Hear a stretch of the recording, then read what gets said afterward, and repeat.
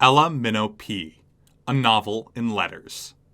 Written by Mark Dunn. Read by Mae Zurita. Epistolary. Epistolary. Adjective. 1. Of or associated with letters or letter writing. 2. Of pertaining to or consisting of letters. An epistolary novel. Lipogram. Gram. Noun. A written work composed of words selected so as to avoid the use of one or more letters of the alphabet. Nollop. Noun. A 63-square-mile autonomous island nation 21 miles southeast of Charleston, South Carolina, established as a quasi-communal society by dispossessed Southern Americans in the 1840s. The island declared its independence from the United States in 1870. Over the years, the country's leadership had sought to uplift its black and white citizens through almost monastic devotion to liberal arts, education, and scholarship, effectively elevating language to a national art form, while relegating modern technology to the status of avoidable nuisance. Formerly Utopiana, the country's name was changed in 1904 to honor the native son Nevin Nollop, the author of the popular pangram sentence, "The quick brown fox jumps over the lazy dog." Pangram. Gram. Noun. A phrase, sentence, or verse composed of all the letters of the alphabet. A quick novel with pages of zany, jumbled lexicon. In the beginning was the Word. Gospel of John, chapter 1, verse 1. The wicked peon quivered, then gazed balefully at the judges who examined him. Anonymous typesetter. A, B, C, D, E, F, G, H, I, J, K, L, M, N, O, P, Q, R, S, T, U, V, W, X, Y, Z. The quick brown fox jumps over the lazy dog. Nollopian, Sunday, July 23rd. Dear Cousin Tassie, thank you for the lovely postcards. I trust that you and Aunt Mitty had a pleasant trip, and that all your stateside friends and paternal relations are healthy and happy. Much has happened during your 1-month sojourn off-island. Perhaps your village neighbors have apprised you, or you may have glanced at one of the editions of the Island Tribune that have no doubt accumulated on your doorstep.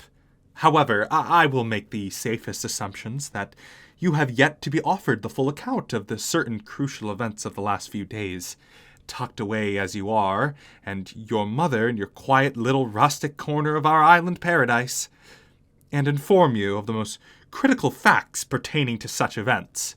You'll find it all, if nothing else, quite interesting.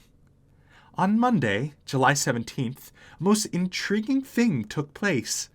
One of the tiles from the top of the cenotaph at the town center came loose and fell to the ground, shattering into a good many pieces. A young girl here, one Alice Butterworth, discovered that the fallen tile at the base of the statue, carefully gathered up the bits and shards and quickly conveyed them to the office of the High Island Council. Tiny Alice delivered these fragments into the hands of Most Senior Gordon Willingham, who promptly called an emergency meeting of that lofty body and glean purpose and design from his sudden and unexpected detachation. This aforementioned gleaning, this is important. Many in the town were in attendance at this critical meeting. Olive, whom the Laundress Corps elected to attend as our representative/observer, given the need for a nearly full contingent of workers at the laundry on this particular day, returned much later than expected to report the have to and say and the lengthy of session. specifically with regard for the aforementioned issue and question before the council. I must own that we were quite taken by the council's initial reaction to the incident, most of us regarding it as a mere happenstance.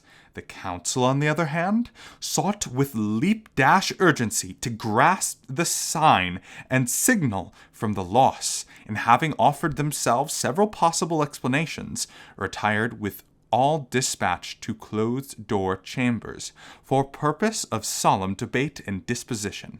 In so doing, most senior council member Willingham and his 4 councilators left themselves scant room for the possibility that the tile fell simply because, after 100 years, whatever fixant had been holding it a place could simply no longer perform its function. This explanation seemed quite the logical one to me, as well as to my fellow laundresses, with the single exception of one Lydia Threadgate, who holds the council in bloated esteem due a past bestowal of council's beneficence, and who would not be dissuaded by a healthy dose of our dull brass and pauper punch brand of logic. However, in the end, our assessment and opinions counted for, and continue to count for, precious little, and we have kept our public speculation to a minimum for fear of the government's reprisal. So charged with distrust and suspicion have the esteemed island elders and eldress become following last year's unfortunate visit by the predatory armada of land speculators from the States, harboring designs for turning our lovely island, Shangri-La, into a denatured resort destination for American cruise ships. With the council in high conference for the succeeding 48 hours, the washboard brigade made at least 2 pilgrimages to town center, there to gaze up at the much-revered cenotaph and its salt-wind-eroded statuary, likeness of our most venerated Mr. Nollop, the man for whom this island was so lovingly named, the man without whom this shifting slab of sand and palmetto would hold paltry placement in the annals of world history. We take significant pride here in town, as you and your fellow villagers no doubt do as well. There is your green canopied hills to the north of us. Pride in the man and his legacy, such legacy, immortalized in tiled Bandiford on the crown of the pedestal upon which his sculpted semblance stands. THEQUICKBROWN FOXJUMPS OVERTHELAZYDOG. Of course, now without the tile bearing the letter Z, the phrase lazy dog has become lay dog. How different the world would be today if not for the sentence which the lexically gifted Mr. Nollop issued forth. How we cherish his contribution to the English-speaking world of one short sentence that employs with minimal repetition each of the 26 letters of our alphabet. The quick brown fox jumps over the lazy dog. For this, Mr. Nollop was deserving of nothing short of a Nobel. He received instead, as you must remember from Mrs. Calipri's island history class, little recognition beyond these familiar shores. Yet, remember that here we made up for the lack of global acclaim by honoring him with this imposing statue. And later, the acclaim did come, posthumously alas, but eventually and ultimately through the gratitude of the multi-typertude. Pop volunteered to repair the tile and return it to its rightful place. His offer was summarily rejected. Rejected, as well, was an offer put forth by members of the Masons Guild to restore the entire monument to its former polish, sheen, and fettle.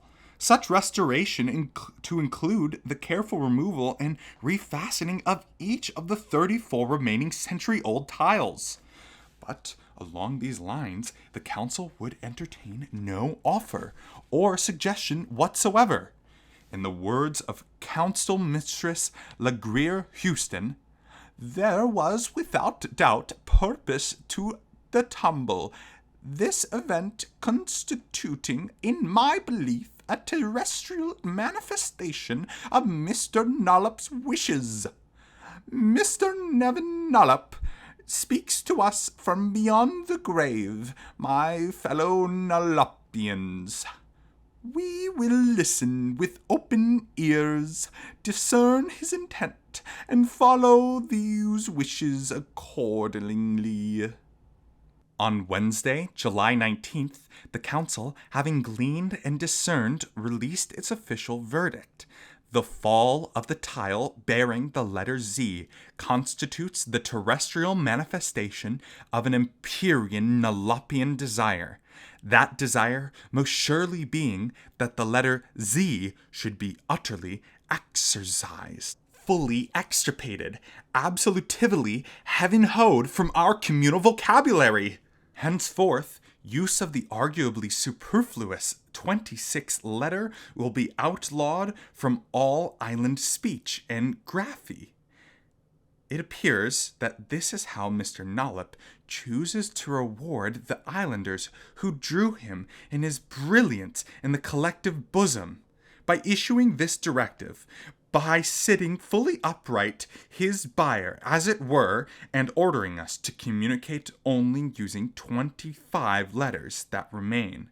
And we, his grateful servants, serving the memory of his greatness, have been called by High Council to obey, under penalties to be determined by this aforementioned council. On Friday, July 21st, those penalties were decided. They are as follows: to speak or write any of the words containing the letter Z, or to be found in possession of any written communication containing this letter, one will receive for a first offense a public oral reprimand, either by a member of the Island Law Enforcement Brigade, known with trembling affection as LEB, or by member of its civilian auxiliary. Second offenders will be offered the choice between the corporeal pain of body flogging and the public humiliation of headstock upon the public square, or in your case, village commons. For third offense, violators will be banished from the island. Refusal to leave upon the order of the council will result in death. Death! My dear cousin Tassie, I could not believe what I heard. I still cannot. Yet it is all frighteningly true. Would that Lady Alice have taken the crumble of the terrible tile under cover of darkness to one of our masons and had it reassembled and refastened without anyone being the wiser? And yet, truly, there are moments, brief moments, in which I entertained the thought that perhaps there may exist some thin thread of likelihood that the council may have correctly read the event. That is ludicrous. As preposterous as it seems, the fallen tile may indeed be communications from our most honored and revered Mr. Nollop. Nevin Nollop may in fact be telling us exactly what the council singularly believes, for I understand the 5 members to be clearly of one mind in the belief that, having absented himself from the lives of his fellow islanders for lo, these 170 years, the great Nollop now rouses himself briefly from his eternal snooze to examine our language and our employment of it, and in doing so rouses us from our own sleepy complacency by taking this only marginally important letter from us. There is that very real, although admittedly microscopic, possibility, my dear cousin.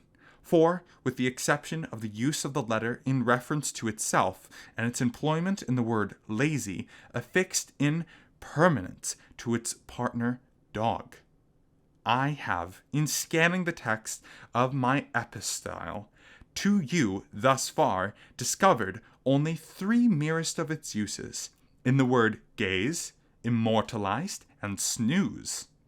Would you have lost my meaning should I have chosen to make the substitutions looked, posteritified, and sleep? What, my dearest Tassie, would we have then lost? Very little.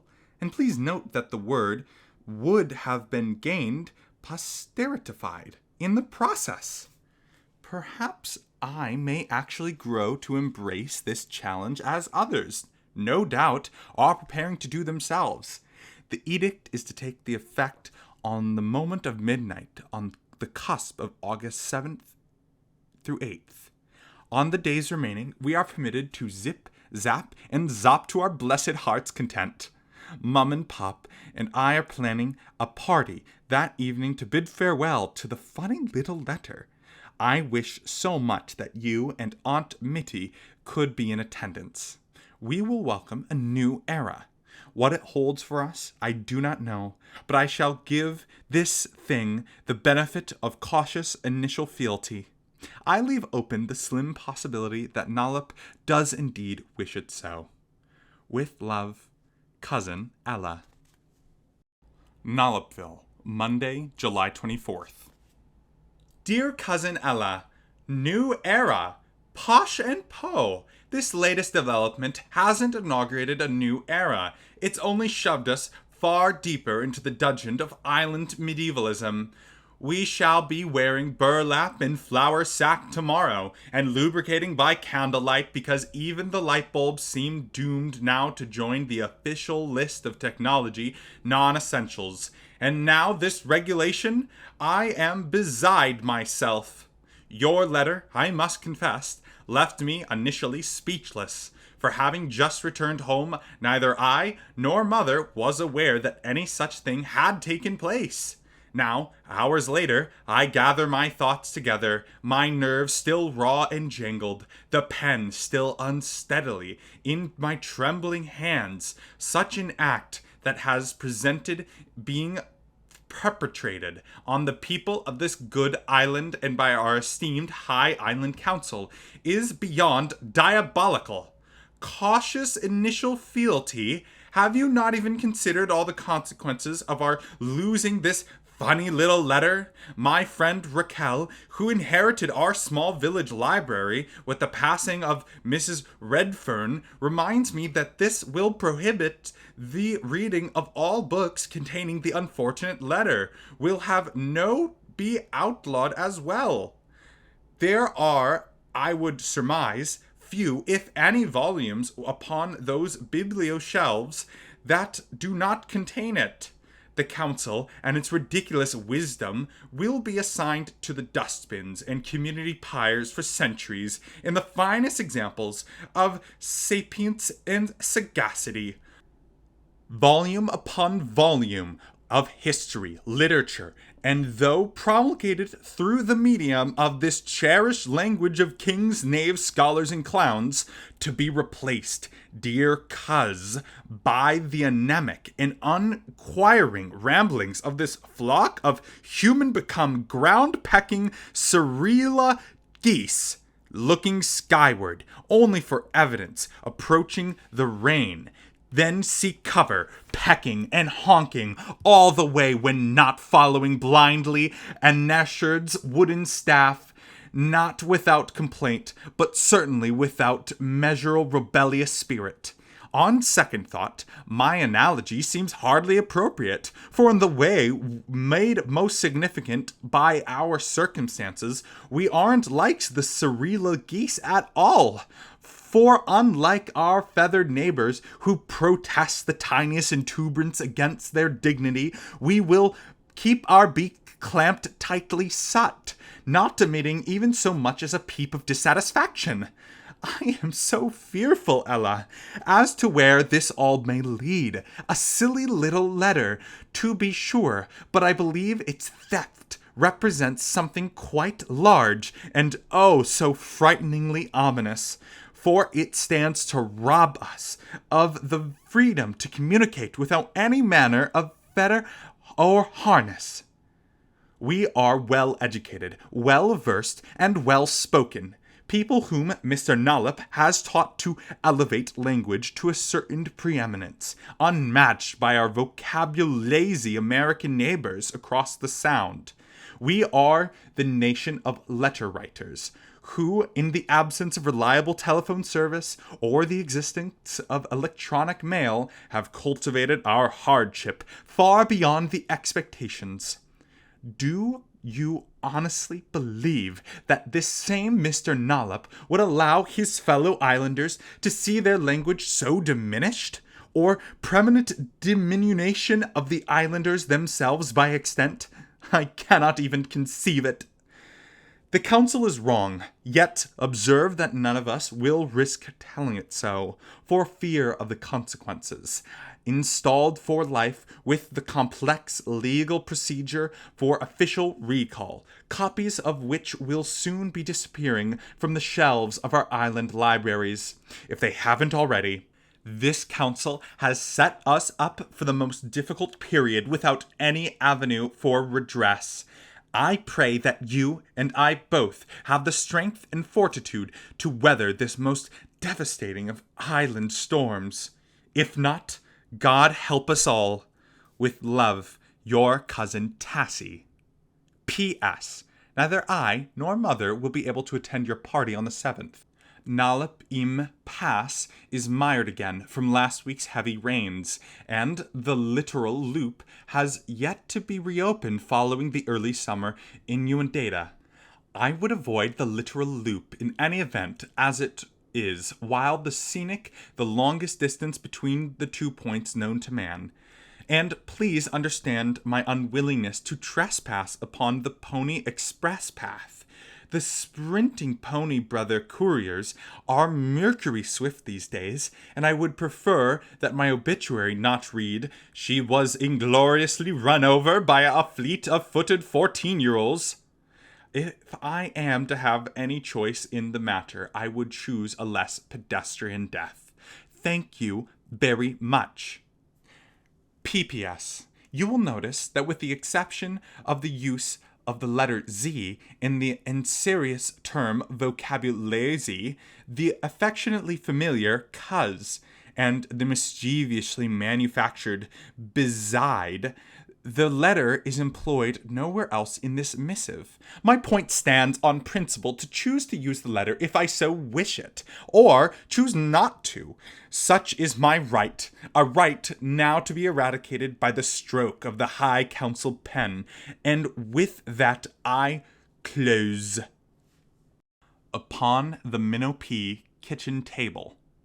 Nollopton, Sunday, August 6th. Dear daughter Ella, I'm going to the hobby shop to pick up some more ceramic mix for my miniatures. I should be home in an hour or two. I have decided to narrow my latest venture from the fashioning of dissimilar vessels, the familiar tiny urns, pitchers, and amphoros which have sold so well at our recent town craft bazaar, to the exclusive molding of diminutive moonshine jugs. You might remember my telling you and your mother that Mr. McHenry in Charlotte, North Carolina, have promised to buy all the jugs I make for his American Dollhouse Supply Company. And with the decline of available carpentry work around the island, you know how much we can use this money. You may remind your mother, should she return before I do that, while I'm out, I will pick up mixed nuts and assorted beverages for tomorrow night's parties. I will also bring something good for us to eat for dinner this evening. It will not be fish. I have apparently grown just as tired of the pestiferous diet as you and she. Praise God for the abundance of loaves and fishes during these belt-tightening times. Just leave us the loaves and take away all them fishes. With love from your father, Amos. Nollopton, Monday, August 7th. Dear Cousin Tassie, I write this letter literally minutes from the cusp of midnight. I trust that having read it, you will put quick flame to it, for it will be received after the onset of this peculiar prohibition, and I do not wish to replace you and your mother in any jeopardy whatsoever. For I understand there will be no moratorium, and no lenience shown any offender over the age of 7. Why the cutoff here, I do not know, yet any child 8 or older who speaks and writes a word containing the letter Z, it is my understanding from the proclamation, will receive the same penalty as would an adult. Children 7 and younger, however, may biz-baz to their heart's content. Ah, to be a child again. I wish that you could be here. It has been an odd gathering, a warm confluence of kindred souls. Yet, in term of the pervasive atmosphere, conversely, even perversely funeral, I would like to have my dear cousin at my side as we approach the fateful stroke and chime. Reluctantly, we bid farewell to Mistress Z, embracing her warmly, heartily, and if we determined never to let her leave our side. In spirit most festive, we do not attempt with all our intellectual muscle to name as many words as we are able from the pool of those we will soon be forbidden to use. Such very long list we have produced, a list which will soon and sadly be curling black in the pop-crafted salad ceramic enlisted for its incineration. My uncle Zachary will be henceforth go by his middle name Isaac. His jocular carpent mates Buzz and Zeke ask that they now be called, respectively, Lil Tristan and Prince Valiant the Comely. Zeke is actually applying for his legal name change. No longer we may speak of the topaz sea which laps our breeze-kissed shores, nor ever again describe the azure-tinted horizons, sheared by the violent blazes of our brilliant island sunrise. Hundreds of words await ostracism from our functional vocabularies. Waltz and fizz, and squeeze and booze, and frozen pizza pie, frizzy and fuzzy, and dizzy and doozy. The visualization of the emphysema-zapped Tarzans, squeezing and sneezing, holding glazed and anodized bazookas, seized by all the bizarrities of this zany zone we call home, dazed or zombified citizens who recognize hazardous organizations of zealots in their hazy midst. Too late, too sized down, immobilized we is, minimalized, paralyzed, zip, zap, zzz. Crazy. Did I say crazy? The books have all disappeared. You were right about the books. We will have to write new ones now. But what will we say without the whiz that was? We cannot even write its history, because to write of it is to write it. And as of midnight, it becomes ineffable. As of 5 seconds from now, as of now. The clock chimes 12. Goodbye. I have such a ghastly headache. I believe I'll go lie down now. Love, your cousin, Ella. A, B, C, D, E, F, G, H, I, J, K, L, M, N, O, P, Q, R, S, T, U, V, W, X, Y. The quick brown fox jumps over the lay dog. Nollopville, Tuesday, August 8th. Dear Ella, I have received your letter. I read it and destroyed it. I'm sorry, I couldn't be with you. As your family parties go, I'm sure it was a memorable one, although the hovering pal must have sent folks home a little earlier than usual. They shut the library down today. By day's end, workmen had it totally boarded up. I spent much of my afternoon helping Raquel box up items to transfer to supply cabinets of Mother's school. Her second graders wore such heart-tugging looks of confusion when the principal confiscated all of their textbooks. Mother spent much of the school day in halt stammer, lest she speak the prescribed letter and find herself brought up on charges. It makes teaching so difficult, she tells me, having to spell out each word in her head before speaking it to prevent accidental usage, while attempting to deliver a lesson without the benefit of any textbooks whatsoever. Mother is having only a slightly better time than Mrs. Moosley, who's having fallen victim to the chronic apostolesis in the morning, spent the bulk of the afternoon seated in silent defeat behind her desk, while her restless third graders improvised games of catch with variety show and tell items. Mother said of her own pupils wanted to desperately talk about what had just occurred. Many are forbidden by their parents to discuss the matter at home. So great the fear is of what such discussion may lead. She said that she took the coward's way out, and would not permit discussion in her classrooms either. It is gone, she tells the children. They must think of it no more. We must all learn to accept its departure. And yet, she tells me, I am angry and rebellious. In my head, she tells me, I am reciting what I recall of my niece's last letter, allowing the illegal words to baste and crisp. I cook the words, serve them up, devour them greedily. In the sanctuary of my thoughts, I am fearless renegade. Yet, in the company of the children, I cringe, and I cower in the most depreciating way.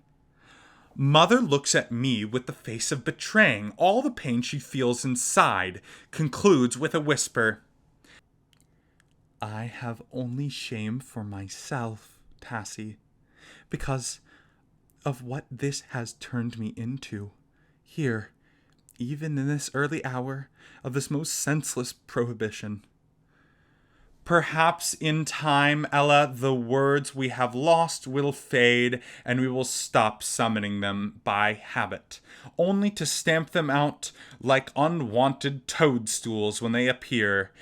Perhaps they will eventually disappear altogether, and the accompanying halts and stammers as well. Those troublesome, maddening pauses that at present invade the punctuate through celestial all manner of discourse, trying so desperately we all are to be ever so careful. It really stinks. Even on this second day, violations are mounting. Here in this tiny village, Ella, 17 of my neighbors have already been charged with first offense. 2, in sad fact, have reached the grave level of second offense.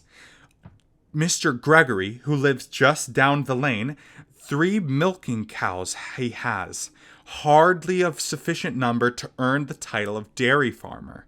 Yet he treasures the appellation, and what milk he produces is sweet and creamy. Dairy farmer and beekeeper, owner of the largest apiary, if I am not mistaken, on the island. It is the bees that have gotten poor Mr. Gregory into trouble.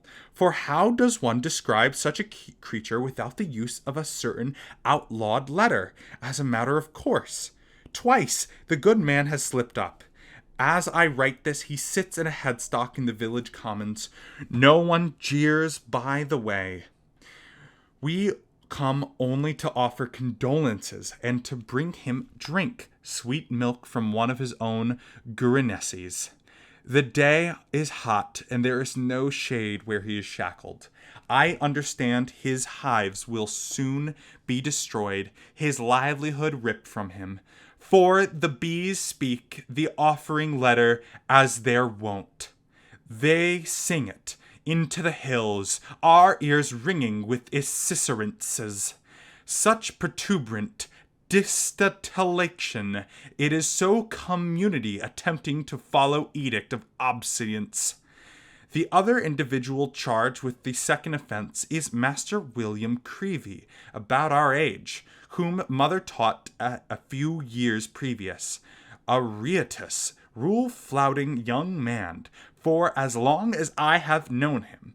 This fact, however, never prevented me from exercising a certain youthful fondness of him. His countenance, dear Ellikins, is no strain upon young female eyes. Willie, as it happens, does not believe in obeying laws written by madmen, and while many of us applaud his independent spirit, he is, nonetheless, one slip word away from banishment. I wonder what that word will be. Whatever he chooses, if the choice it be, you will not see it scribed within some future missive from my dear cousin. For while I share Master Creevy's contempt for the island authorities, I do not at present own his dangerous desire for insurrection, a point made during a visit of the village yesterday by Council Member Harriton Mangrove for purpose of conform clarification. We may not, as an alternative, use illegal words with an asterisk conveniently replacing the letter of the alphabet in question. Use of such asterisks will carry the same penalty as would the use of a prohibited letter itself, for one is a blatant stand-in for the other, with meaning wholly transparent. Which is why you find no asterisks in this letter to you. Pray for dear Willie Creevy. He is mischievous, troublesome lad, but undeserving of expulsion for all his mischief and trouble. Did I mention he chose flogging? A brave boy he is, but I rather suspect he's sacrificing the skin of his youthful back for naught. For the present, it is easier for us to turn away. Our repulsion, you see, will not spur us to revolt until this plague moves much closer to home. I love you, dearest cousin, and do so miss you. Never stop writing. Love, Tassie. Nollopian, Friday, August 11th. Dear Tassie, today, the Tribune published the names of 58 of the 60 men, women, and children charged this week for the first offense. 2 names were unpublishable due to the presence of a particular letter within. All were speakers of banned words, words overheard upon the lanes, in schoolyards, in church pews, and on the common greens. Neighbor turning in neighbor, perpetually old grudges and grievances, with new weapons unleashed upon by the High Island Council. The paper reported 13 additional names who's charged with second offense. Unlike your brave Master Creevy, all have chosen headstock in lieu of the lash. Thankfully, no one has yet to receive the dreaded charge of the third and final offense. At least, one of the 13 has taken the precautionary measure of taping his mouth securely shut. Another among their number, the very publisher and editor of the Island Tribune, Asquith Kleeman, is contemplating a suspension of the publication of his newspaper rather than risk a final charge. For the time being, he's asked that all staff members tape down certain keys in their typewriters to avoid its accidental usage. The Kleeman family, as you may know, has resided on this island for multiple generations. They were, in fact, one of the first families to settle here. Banishment from the world be both an unfortunate and laddish tragedy. For just as unfortunate, though, would be a loss of our daily rag, our solitary news source, now that radio news broadcasts have been suspended. Yesterday, Mum and Pop took a long dusk-side stroll along Nevin Beach. I followed not too far behind. Each of us hoped to find the peace and tranquility that usually rewards us on such quiet, contemplative walks. Yet, it was not to be. The sun-kissed paradise we have cherished for all our lives has been marred by this most wretched turn of events. During such walks, my parents exercise far less care about how they speak to one another than they do in conversations with others. Perhaps they should be more cautious, lest possible for eavesdroppers hiding in the dune grasses report them. But For the time being they are taking their chances, and while they converse in soft lovers' tones, I recite my favorite poetry with a little attention to the use of the forbidden letter. In the quieting quiet, we wonder and worry, yet try to carry on some semblance of a normal life. You were right about the fallout from this absurd law. Not only does it cripple communications between islanders, it builds rock walls between hearts. As Mum holds tightly to Pop, I watch them trying to feel what once came so softly and easy. Yet the growing fear coils around us in such ways that affect becoming like bud never bloom. The sweet scent is here, the innate desire to blossom, but the cold wind locks the bud in place.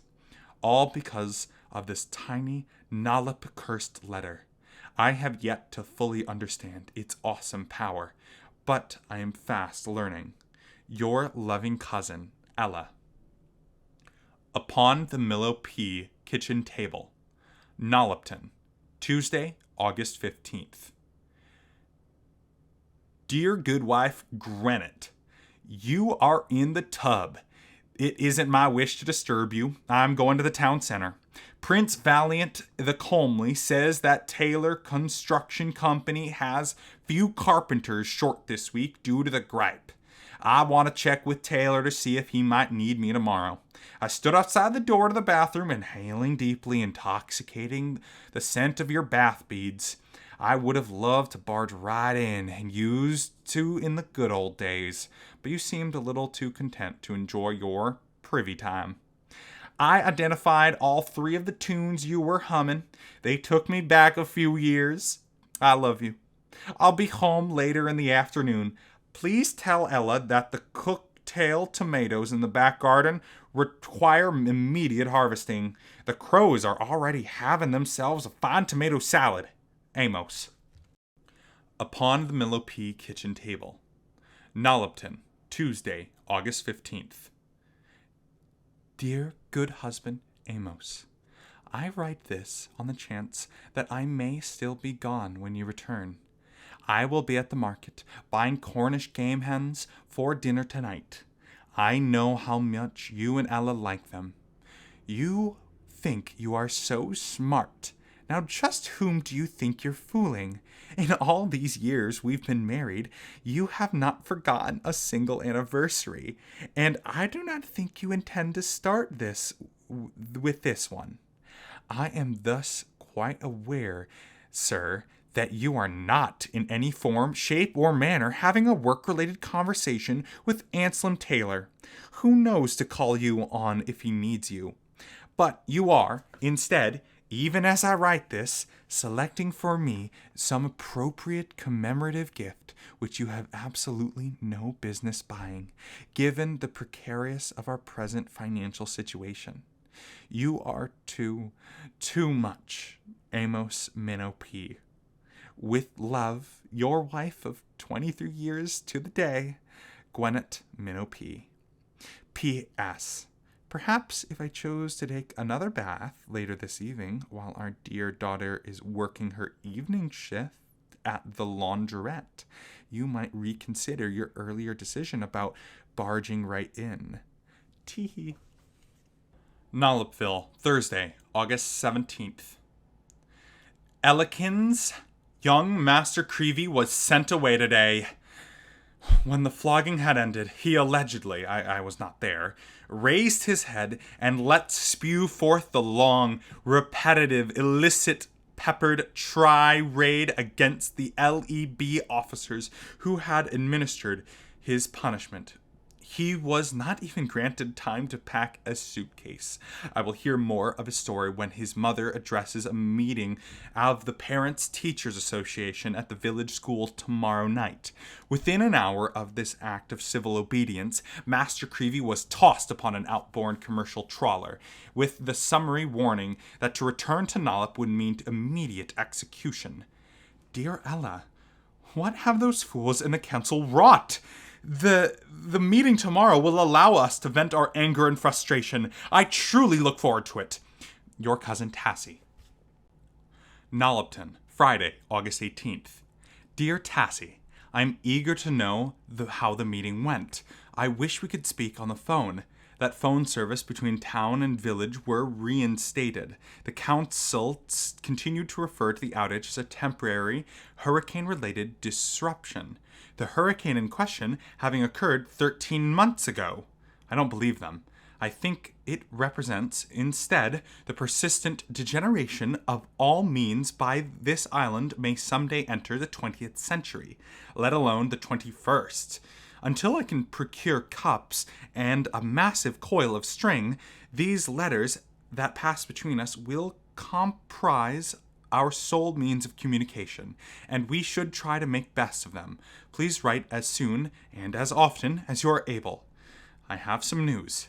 It is too early to know what to make of it, or how the council will proceed, but the possibility does exist that the scales may soon fall from the eyes of the esteemed HIC, and they might see their way of reinciting the horrible law.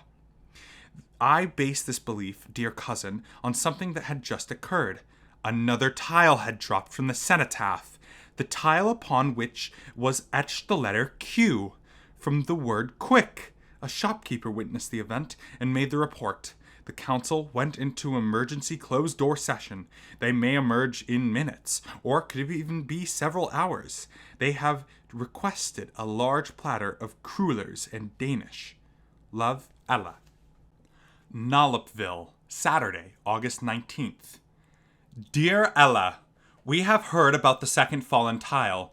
We hope and pray that the council will come to its senses on the matter. Last night, Mother and I attended the very emotional meeting of the Village Parents Teachers Association. Through bitter tears, Babette Creevy related the details of the banishment of her son.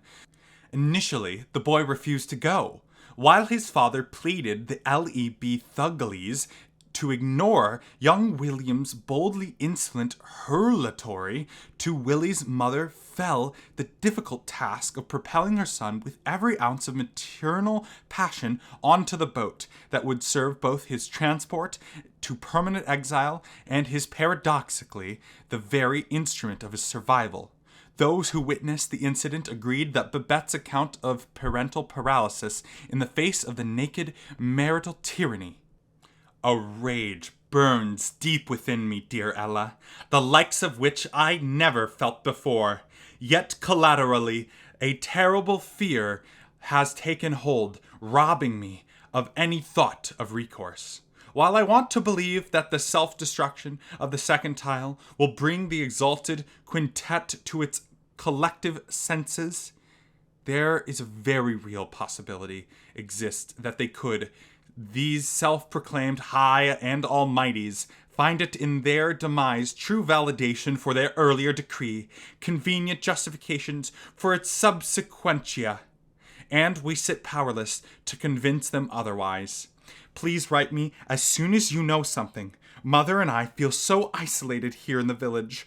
While we receive the weak signal of the limited island radio broadcasts. Music is almost all that is sent up these days. Music without words. The station management, I assume, does not wish to examine the song lyrics for words containing the outlawed letters. Besides making us all fearful, this edict has turned among us into a shameful indolence. And if I hear Tijuana Taxi one more time, I'm going to scream! Your cousin, Tassie. P.S. Thanks bunches for the birthday card, and thank you for adhering to my wishes and not sending a present. One small, mischievous joy during these otherwise joyous times, finding myself a year older than you, for 5 whole months. Although 19 feels little different from 18, if you want to the truth of it. Nollopians, Monday, August 21st.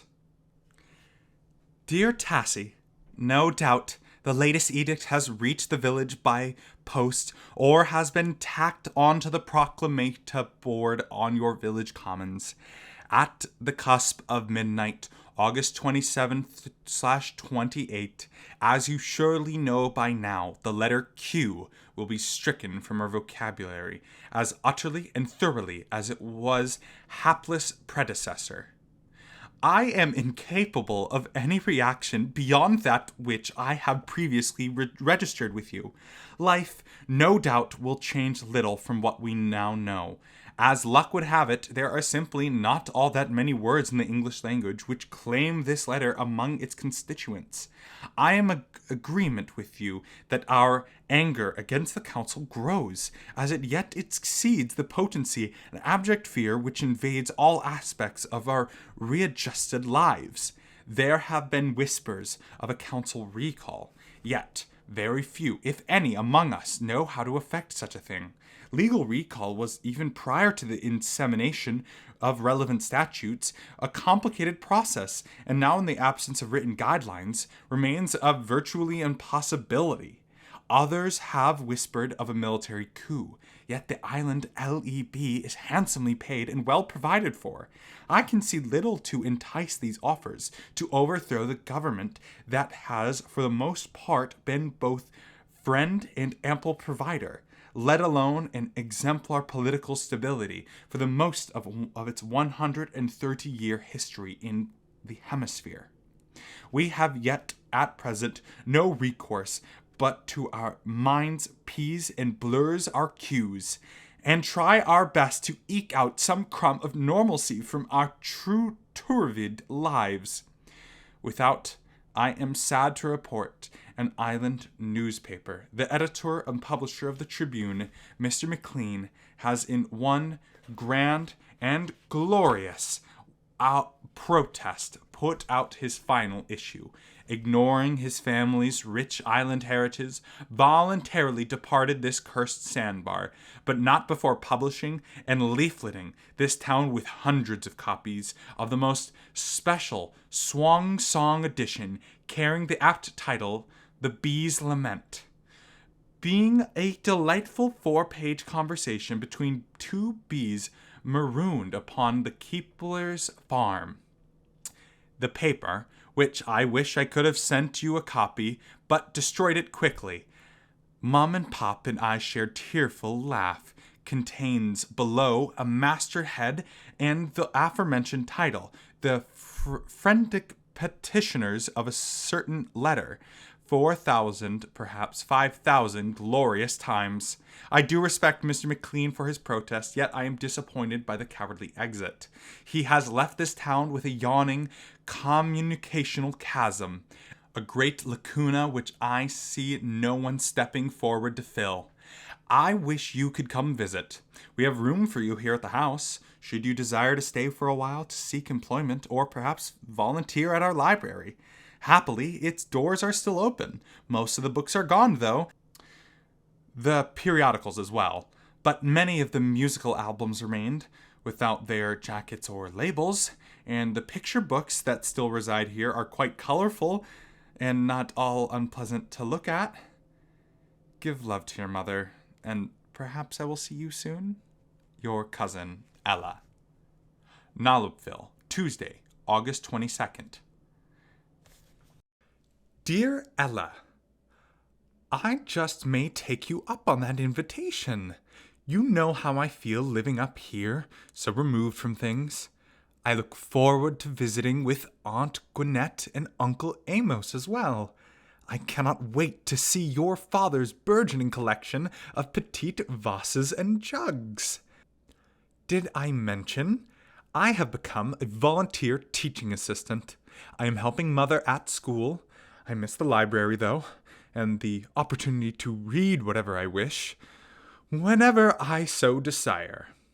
I compensate for this loss by reading your letters over and over again, and Mother and I have taken to writing one another, if you can believe it, from one room to the next. She tells wonderful stories of our mother's childhoods, all their little adventures, beach combing for shells and driftwood, chasing sand crabs about. How cruel the two of them were as children, and building majestic sand palaces at low tide. I know it was necessary when I was a toddler, and Father has gone away, for Mother to move us to the village to take the teaching job, but I have never warmed to this dismal and dreary place. I will be happy. Do not tell mother. To leave it and never return. Ellikins, I must tell you, I have taken to sitting in a favorite spot on a secret hillside out of the village to think and dream and watch the shapings of the clouds and feel the caress of our soft late summer wind wisps. Some evenings I do not return home until long after dark. Yesterday I was even naughtier than usual. I carved the dreaded letter in the bark of a lonely mimosa, carved it with a kitchen knife in great broad slashes of impertinence, and had myself a delicious clandestine laugh. And I must say, it did me worlds of good. Perhaps I will take a page from your book and recite poetry. I think sometimes departing the island for good. But I'm not so sure I could leave Mother, who seems to need me so much now. I had such lovely visits with Father's family in Savannah and Charleston, and while I felt somewhat the foreigner, my cousins say I speak a funny, overly formal way, whatever this means. I think sometimes how lovely it would be to live across the channel, like my parental cousins. With telephones that actually work, and television and computers and books. All the books one could ever hope to read. But I wonder, as well, how much of my present disagreeableness and languor, even prior to this lexical crisis, is due to the simple fact I have no one with whom to share my life. No companion, romantic affiliation or otherwise, save my mother. I am, I will admit, a tragic village lonely heart at the advanced age of 19. Cousin Ella, I must relate something to you that has happened, which Mother has made me vow not to divulge. Yes, I cannot honor her wishes on the matter, for I can no longer bear my concerns for her alone. Please share the following with your mother, but do share it in careful confidence. Perhaps Aunt Gwinnett may advise me as to how I might be of sufficient succor to her. You see, Mother has spoken the letter. She has spoken the letter in the presence of her class, there, before her young pupils, and it did not go without report. One student, I am sorry to relate, took it upon himself to inform his parents, and they in turn took it upon themselves to inform a representative of the Villagers Volunteer Auxiliary, or the LEB. Yesterday morning, Mother has brought me before the faculty assembly and publicly issued citations and harsh reprimand. Before every teacher in the school was she called forth and cited for first offense. Then, mortifyingly reminded by the captain of the auxiliary of the penalty for second offense. Mother was humiliated before colleagues whose respect she had earned and maintained for many years. Word, no doubt, trickling down to her young charges, whose respect, as well, is critical to the performance of her duties as their instructor. She spoke hardly a word to me last night, and retired early. She is equally subdued this morning. I wish there were something I could do to help her, but the incident has brought her so low that I know of absolutely nothing that might alleviate her spirits. I want to come to town and stay with you and Aunt Gwinnett and Uncle Amos, but now must wait until Mother's emotional state has improved. I believe that I will write a letter to the boys' parents to find out exactly what purpose was served in reporting Mother, given the enormous difficulty the island teachers face in their efforts to avoid just a slip, as one my mother experienced. A different law should be passed for teachers, if you ask me. There should be special waiver or accommodations extended not only to 7-year-olds, but also to those who are asked to instruct them. I will write again soon. Please do not mention in your next letter to Mother what I have just told you. She will discuss it with you, I am certain, when she is ready. When the shame of it has sufficiently ebbed. Love, your cousin Tassie. P.S. I did not tell you how the slip occurred. She was teaching arithmetic and made mention of a sum of eggs, 12 eggs to be exact, and described them using the word no longer at our disposal. A right and proper word in times gone by. How does, in any fair and logical way, the council expect us, all of us, not to make such a simple and innocent slip every now and then? Nollopian, Wednesday, August 23rd. Dear niece, I am so sorry to hear from Ella of my sister's recent misfortune. The odds were that it would happen sooner or later. She must try doubly hard to be more careful in what she says to those students of hers. Little rabbits have big ears, especially in light of the fact that as of Monday, we will be pressed to avoid yet another clutch at outlaw words. Your mother and beloved sister, I must say, will look not at all becoming in wooden headstock. As for now, as to assist her in her present state of despondency, I can offer no advice, but that you continue to be the kind and understanding daughter I know you are, and give her the time she needs to find her way back to her former sunny disposition. I know that sometimes it takes your dear mother a while to recover from episodes of abashment, especially one so public. But I assure you, recover she will. She is intrinsically resilient. We all are. We have no party planned for Sunday night. We will let the midnight chime usher in this new micro-era in our island's history, with neither comment nor incident. Amos and I will, no doubt, be fast asleep when the fateful hour arrives. I'm not sure Ella's plans for that evening.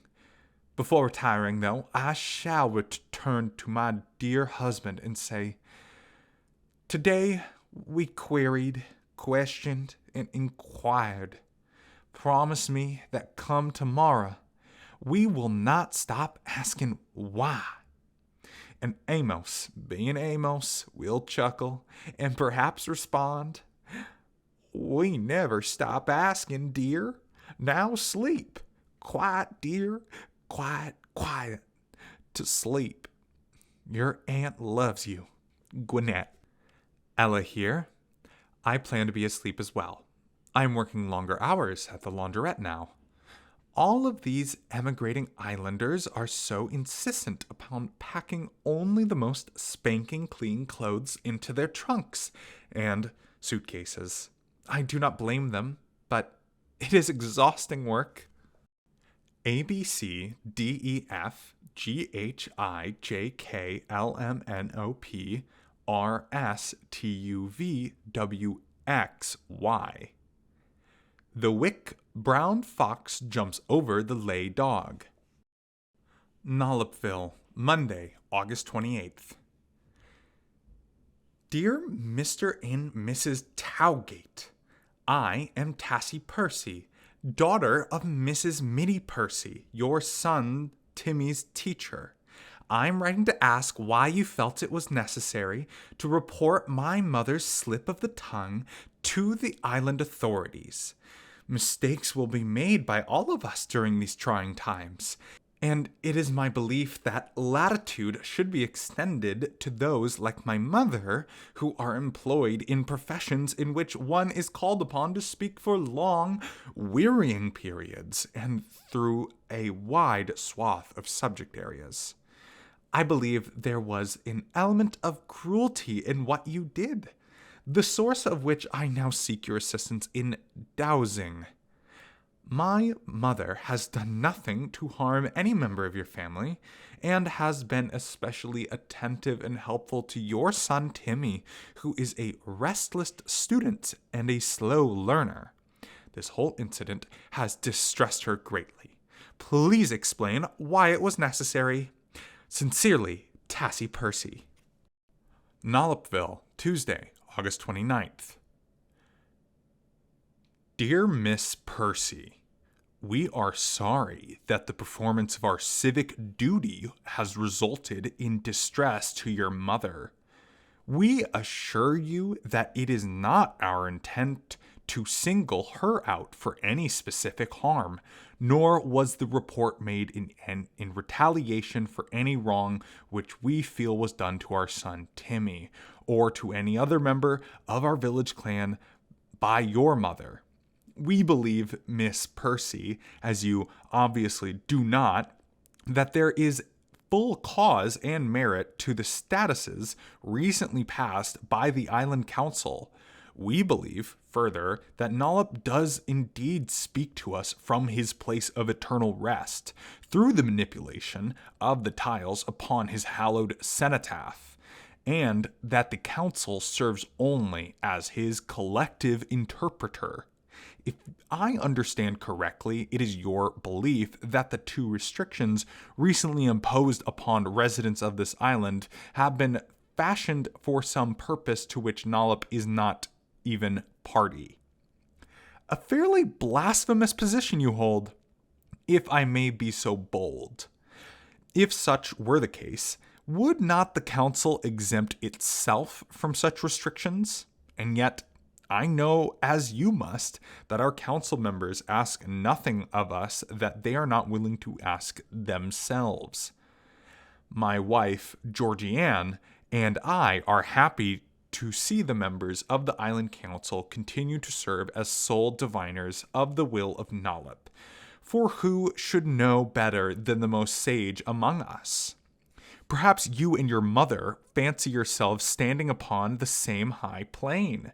Know this, such a self-delusional position can only serve to isolate you from the rest of this community at time when we ought to be meeting our challenges in full union and concert. Why do we follow, without misgivings, the will of Nollop?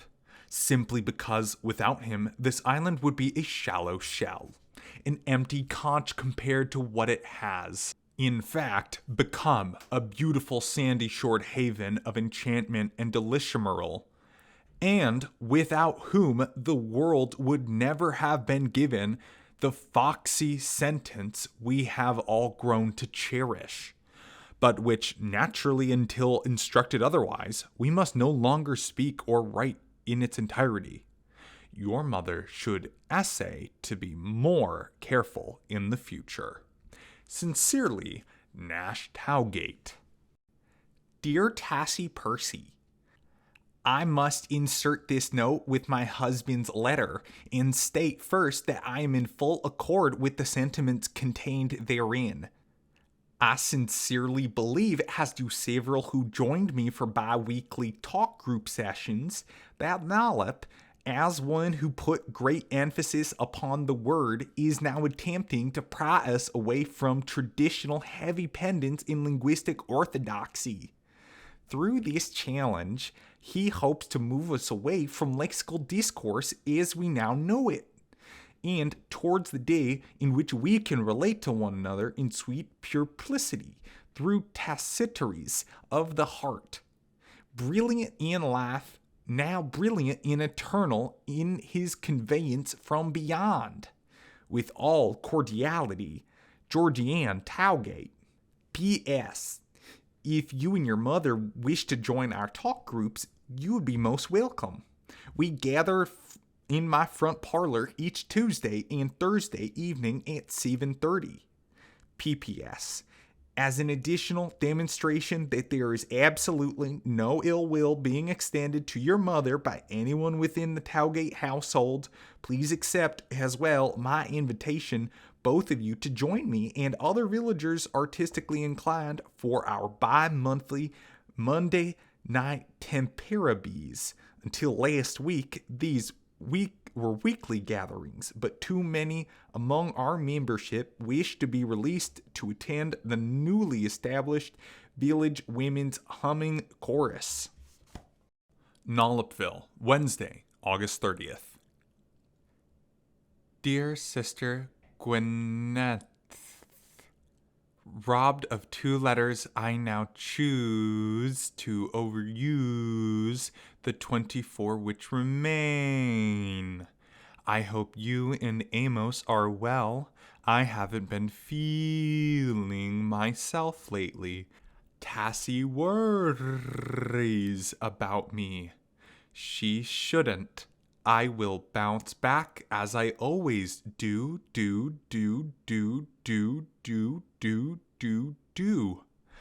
Love, your sister, Mitty. Savannah, Georgia, USA, Friday, September 1st. Dear Miss Percy, my name is Nathaniel Warren. I am a master's candidate in history and sociology at the University of Georgia. I'm also publisher and editor of a new academic journal, Nollopians I, with publication of its first issue slated for later this fall. As you might guess, my journal is exclusively devoted to your island, its people, and its unusual history. Last week, I was contacted by someone you know, a young man by the name of William Creevy. Mr. Creevy had heard of my publication and wondered if I might like to write about his recent expulsion. He is presently without income and says he could benefit from any compensation I might offer. I agreed, but soon came to see that another, more broadly encompassing article begs to be written. Throughout my lifelong interest in Nollop, I have gained a level of familiarity with your country that has until now been matched by only a handful of Americans and Nollopian expatriates. That interest has fueled the desire to learn as much as I can about your island and to share what I learn with others. In light of recent events, this mission has become much easier. Lately, Americans have started to take much closer notice of their tiny neighbor to the southeast. In fact, I estimate that if these strange edicts erupting from your high council continues, the whole world may soon be demonstrating a rubbernecking interest in your plight. I have already made a number of advanced subscription sales to residents of the coastal tidelands, whose number now includes a growing community of Nollopian emigres. Now, to my reason for writing. I would like to come to Nollop for a lengthy visit for purposes of investigating this odd, unprecedented political and social crisis in which you now find yourself embroiled. Since my interest in Nollop has been hidden to some degree by the veil of academia, my name and face may not be known to the council. And so my application for short-term visa may stand a chance for approval. I know that the council has, since Statute 2437, refused entry to all American journalists and scholars.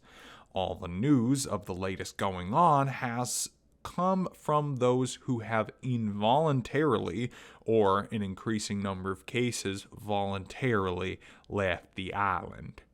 As an added precaution, I will assume, with your permission, the role of old friend of the family. Mr. Creevy reports that you and your daughter have remained in council favor, and so I am hopeful that such a visit won't raise governmental objections. I know that I'm asking much from you. I am, after all, a total stranger to the two of you, and yet, from Mr. Creevy's description of you both, I feel that I know you somewhat.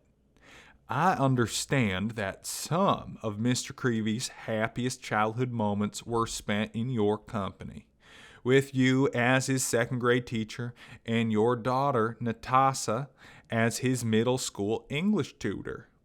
I will certainly understand if you have some reservations, and if those reservations prevent you from allowing me to stay. If this turns out to be the case, I trust that you will divulge to no one the fact that I approached you in this regard. But If you feel, as many of your fellow islanders do, that the actions of the council should be brought to the light of the public scrutiny, with my earnest little journal serving as appropriate vehicle, perhaps your convictions might outweigh any misgivings you may have about the reason for the manner of my visit. I look forward to your response. Sincerely, Nate Warren. Nollopian, Monday, September 4th, American Labor Day. Dear Mr. Warren, I have discussed your petition with my daughter, Tassie. She has allayed my minor concerns, and so I am able to hereby welcome you to our home as good old friend of the family. I look forward to hearing if your application for visa will be approved. Please let us know if there is anything we can do to help. Best wishes, Mitty Percy. Nollopian, Monday, September 4th. Dear Cousin Ella, Mother is better, buoyed somewhat by the strangest letter we have received last week from a gentleman named Nate Warren, who publishes a journal about Nollop. He wants to write an article for American readership on the council's actions as of late, and for this purpose has asked if he might come to stay with Mother and me. Mother immediately wrote him back to say yes, by all means. I have never known her to act so hastily in any regard. I must say that I am rather looking forward to the young man's visit. With love, your cousin Tassie. Nollopian, Wednesday, September 6th. Dear Tassie, I am excited to learn of your soon-to-be house guest. Anything to boost Aunt Mitty's floundering spirits, and yours as well. Perhaps by now you have heard of the tragic public flogging of the Rasmussen family. All 6 members whipped like misbehaving canines in the public green, as was their choice following the soon-to-be infamous Daffy and the Donald affair. Their offense? Each member, in deliberate provocation of the High Island Council, has marched single file into the last Tuesday's open session wearing cartoon masks and making loud duck sounds, sounds which any sentient Nollopian knows by now are forbidden, while holding aloft large cardboard containers of certain recently outlawed brand of American oatmeal. As the Rasmussens were being manacled by members of the LEB, Council Member Willingham asked for the reason behind such flagrant flouting of the clear and ambiguous laws against the use of the 17th letter, a flouting made all the more promiscuous by the enthusiastic abandon by which it was embraced. The head of the Rasmussen household, Charles Rasmussen Sr., a clothing merchant here in town, I bought a lovely powder blue lace partet from his store just last month, responded, "It was actually my children's idea. They are very fond of this letter and felt a protest against its removal from island discourse was very much in order. My wife and I agree. We also wish to be flogged in the presence of as many town residents as choose to be in attendance, and if this produces no outcry, especially the laying of leather tassels upon the youthful backs of my 9-year-old twin daughters, Becca and Henrietta, then please trundle us without delay from this island of cringe and cowardice. We no longer wish to belong to such despicable confederacy of spinal defectives." And so Mum and Pop and I stood and watched the harrowing and loathsome sight of children being ritually beaten, and the commensurately disturbing picture of frightening onlookers. The town Bah-Bahs, as Pop has taken to calling our dear neighbors, doing what they do oh so very well, and that is absolutely nothing. Lifting not even the proverbial finger to remove these high council, bastionado Benedictine buffoons from their pinnacle of abusive power, nor doing anything otherwise to stop or decelerate their efforts. Watched these nollipimpotents mum and pop, and I did, as they stood in willful immotility. And as we absorbed in full the lamentable scene being played out before us, we found ourselves entertaining identical thoughts. Concretous thoughts of retaliation and the ultimate reclamation of a society so disturbingly transmogrified. A first meeting to be held in our home a week from tomorrow under the guise of Pop's twice-a-monthly poker game, to plot and plan for our insurrection, our nascent underground movement to restore a full 26-letter alphabet to the people, deserving or not, of this, our presently polluted island home. Even as this morning, in the early pre-dawn darkness, one Cretan O'Looney was discovered attempting to replace a tile newly fallen. He was apprehended and is being held without bond for attempting to circumvent the most recent misconstrual of all holy decree from the great omniscient Nollop. Jay.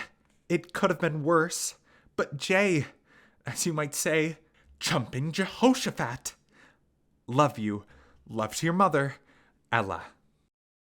Savannah, Georgia, USA. Friday, September 8th. Dear Miss Percy, my application for visa has been approved and I will be arriving Monday, September 18th at Pier 4 in Nollopian on the 412 Walmart supply boat. If it isn't convenient for you or your daughter to meet me, I will find my own way up to your home in Nollopville. It shouldn't be difficult. I spent my childhood studying maps of your island. As I understand, the internal mainway is mired this time of year. Don't expect me until late. I have just received word about the loss of the tile containing the letter J, and do not wish to wait until I see you to share important news. Chemists here in Georgia have obtained smuggled chips from the 2 earlier fallen tiles and have just completed an exhaustive battery of chemical analyses on the fixative that held the tiles in place for the last 100 years. Their assessment is that the glue, a strange compound not familiar to them, glue which also oddly, and we now know impractically served as substitute for simple, durable cement, has calcified to the point of ineffectual granule and powder. Within months, perhaps even weeks, all of the tiles currently mounted on the cenotaph will become similarly loosened and fall to the ground. The chemists doubt that within a year's time there will be even a single tile left affixed to the monument. Should your council continue along its present course, the outcome will be too dire even to contemplate. Here I am telling you nothing you don't already know. I am, as you can also imagine, fast losing my academic objectivity. Word of the Rasmussen's ordeal reached us this morning. While researching the series of articles I now plan to write on the Council's recent actions and the tangible effects of those actions are having on the residents of Nollop, I seek, in addition to your hospitality and safe cover, assistance from you in reaching that one member of the council you feel most open to reading the chemist's report and making a case for a reversal of these apocalyptic directives. It is, I believe, well worth a try. Sincerely, Nate Warren. Nollopville, Sunday, September 10th. Dear Ella, most wonderful news. Mr. Warren, who will be arriving on the 18th, is coming to our rescue. I know it's foolish to put stock in any promises of assistance, and while I hope that your underground meetings prove independently fruitful, I cannot count on them. Forgive my blunt honesty here, and must parcel my optimism in such a way as to best contribute to the state of my emotional health. But I am nonetheless encouraged by the following. Warren arrives bearing more than simply suitcase and notebook. He brings as well the results of a chemical analysis performed on the shivers of errant tiles. Analyses which prove beyond doubt and wanton denial that the tiles are falling for the simple reason that they can no longer hold themselves to the bandifold. It is as elementary as that. Nollop is not a god.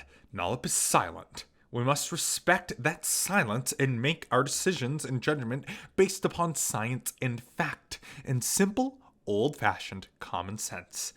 A commodity absent for too long from those in governmental elevatia, where its employ would do us all much good. I seek your assistance, dearest cousin, in determining which of the pious 5 would be most open to reading Mr. Warren's report. I think perhaps it should be Mr. Little. He has always seemed to me the least moronic of the bunch. Indeed, if I am not mistaken, Mother voted for the man many years ago for this very reason. Rush me in tomorrow morning's post, dear cousin, your much anticipated opinion in the matter. And good luck with tonight's meeting. Please do not interpret my lack of active endorsement as a dismissal of your family's admirable efforts. I am afraid I am becoming more and more selective cynic. Thankfully, now and then, I do see glimmers of hope, and Mr. Warren has just unveiled such a glimmer. I am looking forward to my upcoming visit with you and Aunt Gwinnett and Uncle Amos. Let me know when it would be most convenient for me to come down. Mother sends her love. Tassie. The Office of the High Council, Nollopton, Monday, September 11th. Greetings, Nollopians. It has come time for the Council to make its position clear and direct with regard to the issue of the fallen tiles. Indeed, our last 3 executive sessions were devoted exclusively to this task. The product of those sessions and this letter, which we now post to every family on the island in an effort to bring us to common mind on this, the most pressing matter ever brought before our people. It is a matter with which each member of this body has thus entangled. Late into the night we have searched our souls, into the wee small hours have we plumbed our hearts with profound and intensive moral rectitude. Because a formidable duty has been charged to us, an overture ask me now posed, yea, posited, which we cannot in good conscience ignore. And in the answer, in the noble venture of compliance, our mission now comes to encompass the putting forth to all of you, the good people of this proud and independent island nation, the reason behind what at times must seem harsh and unwavering, capitulating to the wishes of the almighty Nollop. This we do willingly. We do dutifully. Some, including those malcontents and apostates who have since departed our shores, might wish to modify the words wishes in the previous paragraph by the term perceived, as if everything passed down to you from the council assembly has been based upon the supposition, upon meandering hypothesis and amorphous conjecture. It is none of these things. The signs have been presented to us, and while it took us a while to ascertain the desired course rising from their assignment, we are happy to say, and with only temporary delay, securely grasp and freely endorse, without temperage, these pathfinders dropped literally at our feet. For those of you who desire explication, we offer the following 10 salients. 1. Nollop was a man of words. 2. We are a people of words. 3. All that we are, we owe to Nollop. 4. His will be done. 5. We have become unfortunate victims of our own complacency. 6. Complacency is a destructive force capable of ending through invidious stagnationality all that is good which we have created for ourselves here. 7. The falling tiles can represent only one thing: a challenge, a summons to bettering our lot in the face of such deleterious complacency and in the concomitant presence of false contentment and rank self-indulgence. 8. There is no room for alternative interpretation. 9. Interpretation of events in any other way represents heresy. 10. Heretics will be punished, as was, for example, Mr. Nollop's saucy stenographer, who was cashiered for flippantly announcing to her employer the ease with which she could herself create such a sentence as his. Those of you who see undue cruelty in the penalties meted out for speaking or writing the forbidden letters should make note of the following 3 points. 1. Adhering to the commandments of Nollop leaves no room for fear of punishment or forfeiture. He who walks in the light has no reason to fear the darkness. 2. There is no such thing as accident or misspeak, only grossly underapplied discoursal perspicacity with underguarded exposure to distractional digression. A lighted path is clear. There is no reason, save mischief or inattention, to stray into darkness. 3. The severity of punishment is an irrelevant issue, given the opportunity to avoid punishment altogether. Keep to the path to avoid what is promised to be a broken and jagged shoulder.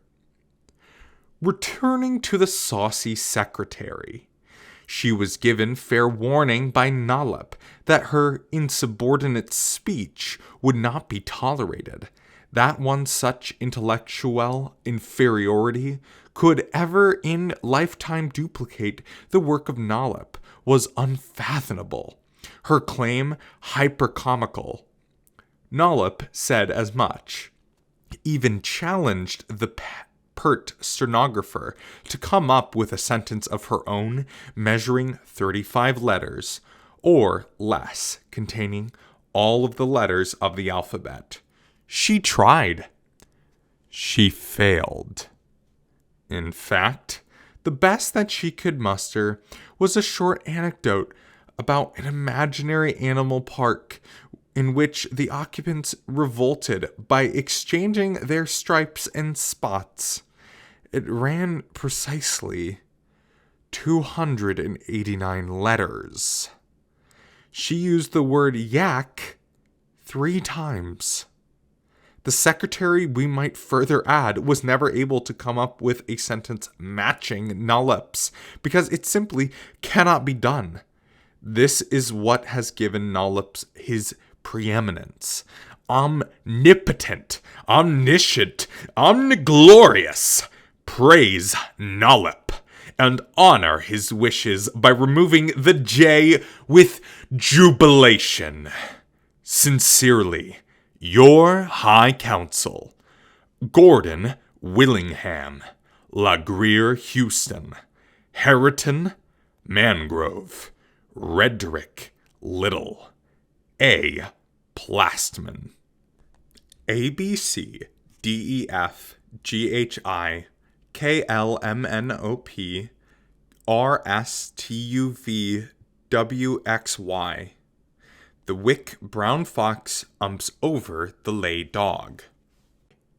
The wick brown fox umps over the lay dog. Charlotte, North Carolina, USA, Monday, September 11th. Dear Mr. Minnow Pea, I am in receipt of your letter regarding my order of miniature moonshine vessels. Note that I have no interest in violating your island council's 3 recent statutes regarding alphabetical elision, and so we will continue to refer to the vessels as simply vessels. Given the marketability of your previous consignments, the 50 figure is much too low. Please deliver to my warehouse double that amount by December 1st, in time for the Christmas market. And I will pay you an additional $5 per vessel with a bonus of $550 for the effort. Please note, all payments will be in American dollars and not in the Nollopian nevins. Given the instability of your national currency, I see no reason for you to oppose this arrangement. I look forward to hearing if you will be able to meet the order, and I look forward as well to many years of doing business with such a talented artisan. With all the best wishes, Charles Ray McHenry. Upon the Percy Refrigerator, Nollopville, Monday, September 11th. Dear Mother, I have finished the wash, hung up all the clothes out to dry, and gone down to the shoreline to find starfish for my collection. Abby says the tide brought in a number of small ones this morning. You were so sweet to make the crab cakes last night. Perhaps you will make them again next week for Mr. Warren. No one can resist your scrumptious crab cakes. Come down later and spend some time with me. I miss the old you. Can I say that? You've changed so much over the past few weeks. I do worry about you. We can make do with this new letter, as we have without the other 2. It should not be so hard. You will see. Love, Tassie. Nollopville, Tuesday, September 12th. My dear friend Agnes, thank you so much for the cookies. You sent far too many, regardless of the state of my emotional health. I wish to share them with Tassie and with some of the neighbor children, but even then, I shall still have cookies to spare. You are a good and kind friend. I have treasured your friendship as far back as I can remember, and will always do so. Love, Mitty. Nollopville, Wednesday, September 13th. Dear Mitty, I am recalling the day we met. We were all 4. How is it possible to remember so far back? Perhaps because I counted you as a special friend from the very moment our mothers plopped us down on the seesaw together. I bake my raisin pecan cookies, darling Mitty, because there is little else I can do. What is happening here to you and me, to our families and friends? It frightens me so that I might sometimes find myself standing for long periods of time in the middle of my kitchen, much like a statue, much like that infernal statue of Mr. Nollop, immobile, unable to do anything except return by cursed rote to the baking of my cookies. And this I do, often late into the night. Do you think I am losing my mind? When I bake, I do not have to speak. When I bake, I do not have to make sense of anything except the ingredients summoned by memory that I have laid out in front of me. Sometimes the children offer to help, but I do not accept. This is something best done alone, something I do well. One of the few things I can actually do. So eat them all. I will bake more. It is what I do. All I can do. Love, your friend, Agnes. From the desk of Rory Cummels, Nollopville, Wednesday, September 13th. Dear Mrs. Percy, I feel I owe you and your daughter, Tassie, further explanation for my rather odd behavior when you came into my market yesterday. In a nutshell, my wife has left me. Donna has taken our 2 girls and is moving back to the States. I could not convince her to stay. I have obviously been a little distracted lately and simply wasn't paying attention. I should have never rung up your Baisley cheddar 3 times. You have shopped at my market for years and surely must remember nothing like this having happened before. Perhaps I am wrestling needlessly with a decision that has already been made. It would be impossible for me to move to the States with Donna. My livelihood, what there is left of it, is here in Nollop. My home is here, in addition to which I own about 50 acres north of the village in the Glades, currently undeveloped, on which I have hopes of someday building a small retirement community for myself and others. I am angry that all we have to come to value, perhaps even take for granted, is being ripped from us, one tile at a time, and I will not stand for it. My brother Clay, whom you may know, I believe you trade at his confectionery, believes that the falling tiles do not in any sense indicate a desire of the part of the very late Mr. Nollop to remove the letters from our language. He believes, in fact, the exact opposite, that this is Nollop's way of encouraging us to use these special letters more than ever before. They are being singled out for this purpose, and this purpose alone. He is founding a movement. I was, as of a moment ago, interrupted by one of my customers. She reports that the tile containing the letter D has fallen. I don't think this is mere rumor. God save this doom-saken little island. Sincerely, Rory Cummels. Nollopville, Thursday, September 14th. Dear Mr. Cummels, may I call you Rory? I do not fault you for your behavior on Tuesday. We are all on edge, some of us more than others.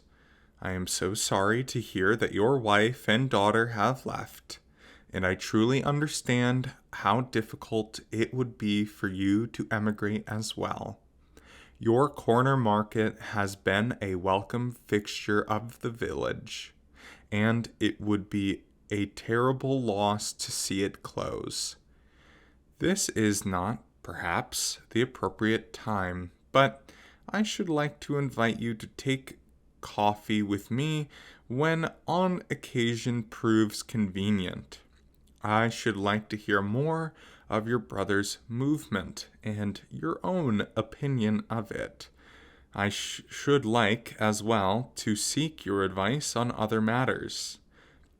The news of D is, alas, all too true. I dare not even contemplate the attendant ramifications. With all best wishes, Mitty Percy. Nollopian, Friday, September 15th. Dear Mrs. Percy, thank you for your kind invitation. I would be delighted to meet you for any beverage of your choosing. At the risk of being too forthcoming with regard to details of my present situation, I should state that my wife has left me not only in the proximal sense, but in the marital sense as well. Divorce, I'm afraid, is imminent. I look forward to seeing you soon, in some milieu other than my store. Sincerely, Rory Cummels. Nollopian, Friday, September 15th. Hello, neighbor. You are invited to attend a showing of Surf of Dreams, a collection of seascapes and sky studies by Georgianne Towgate. Wear the Towgate front lawn when Sunday, September 17th. Bring your checkbook and a smile. Please, silent pantomimical bids only. In the land of no D, silent reverence is king. Georgianne Towgate. Scribbled note at the bottom.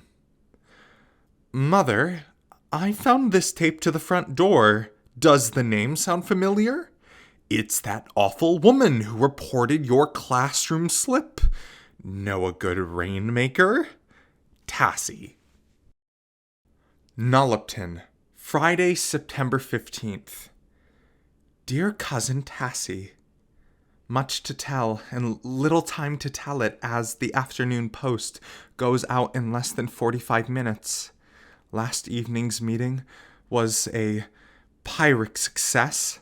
Pyrrhic in that we had to turn more away than we would have liked, lest we betray our sheer numbers, the purpose behind our assemblage, and because word seemed to have spread among many whom we did not know.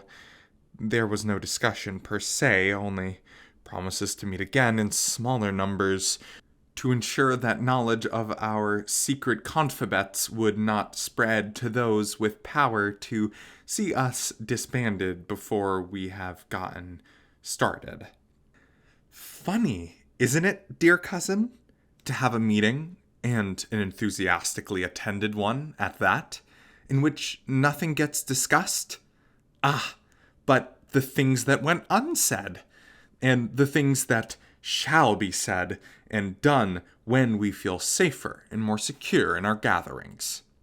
You are right that Mr. Little is the likeliest candidate from among the pentapriests to see the chemist's report, although I don't trust any of the 5 to open their minds, even a scintilla, to such a pound logical explanation for the tumbling of the tiles.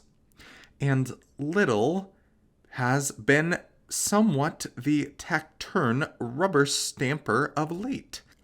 But perhaps it is because he has yet to be offered opportunity to stand on his own 2 calloused septuagenarian feet thereupon to manipulate agenda for his own purposes, one of those purposes being his very own political survival. I am not the cocky one. No, dear cousin, I don't think the tide is turning. The tide which washes the shores of this beleaguered island can be depended upon to follow the moon's directives from now until the death of the planet. But lovely storm tides, beautiful hurricane force, beach battering dune grass, deracinating gales do strike our beaches now and then, and leave change in their wake. Perhaps we are about to see such a storm. We will proceed on hope, confixed in one mind and purpose upon these elite, self-deluded flayers of children. Come down as soon as you'd like. We miss your smile, as we will sorely miss the loss of D, effective as of midnight tonight. Have you not noticed the product of my decision to dribble this dreadful diatribe with as much uses of the doomed fourth letter as possible? Only idiots, dear cousin, or certifiable madmen would assign divine purpose to riddling ourselves of the tools not only with which to address heaven itself, henceforth deity and divinity, and even the word God, will be outlawed. The council makes the following substitutional suggestions: omnigreatness and serenity, but also the ability, as of midnight, to discuss anything but greatly difficult everything that has occurred in the sanctified past. In taking Ed away, goodbye, Ed, the most useful tool to express the past tense in the English language. We are being robbed of great chunks of our very history. This constitutes, in my opinion, a significant crime, an egregious sin, and one human gulosity of a daunting challenge.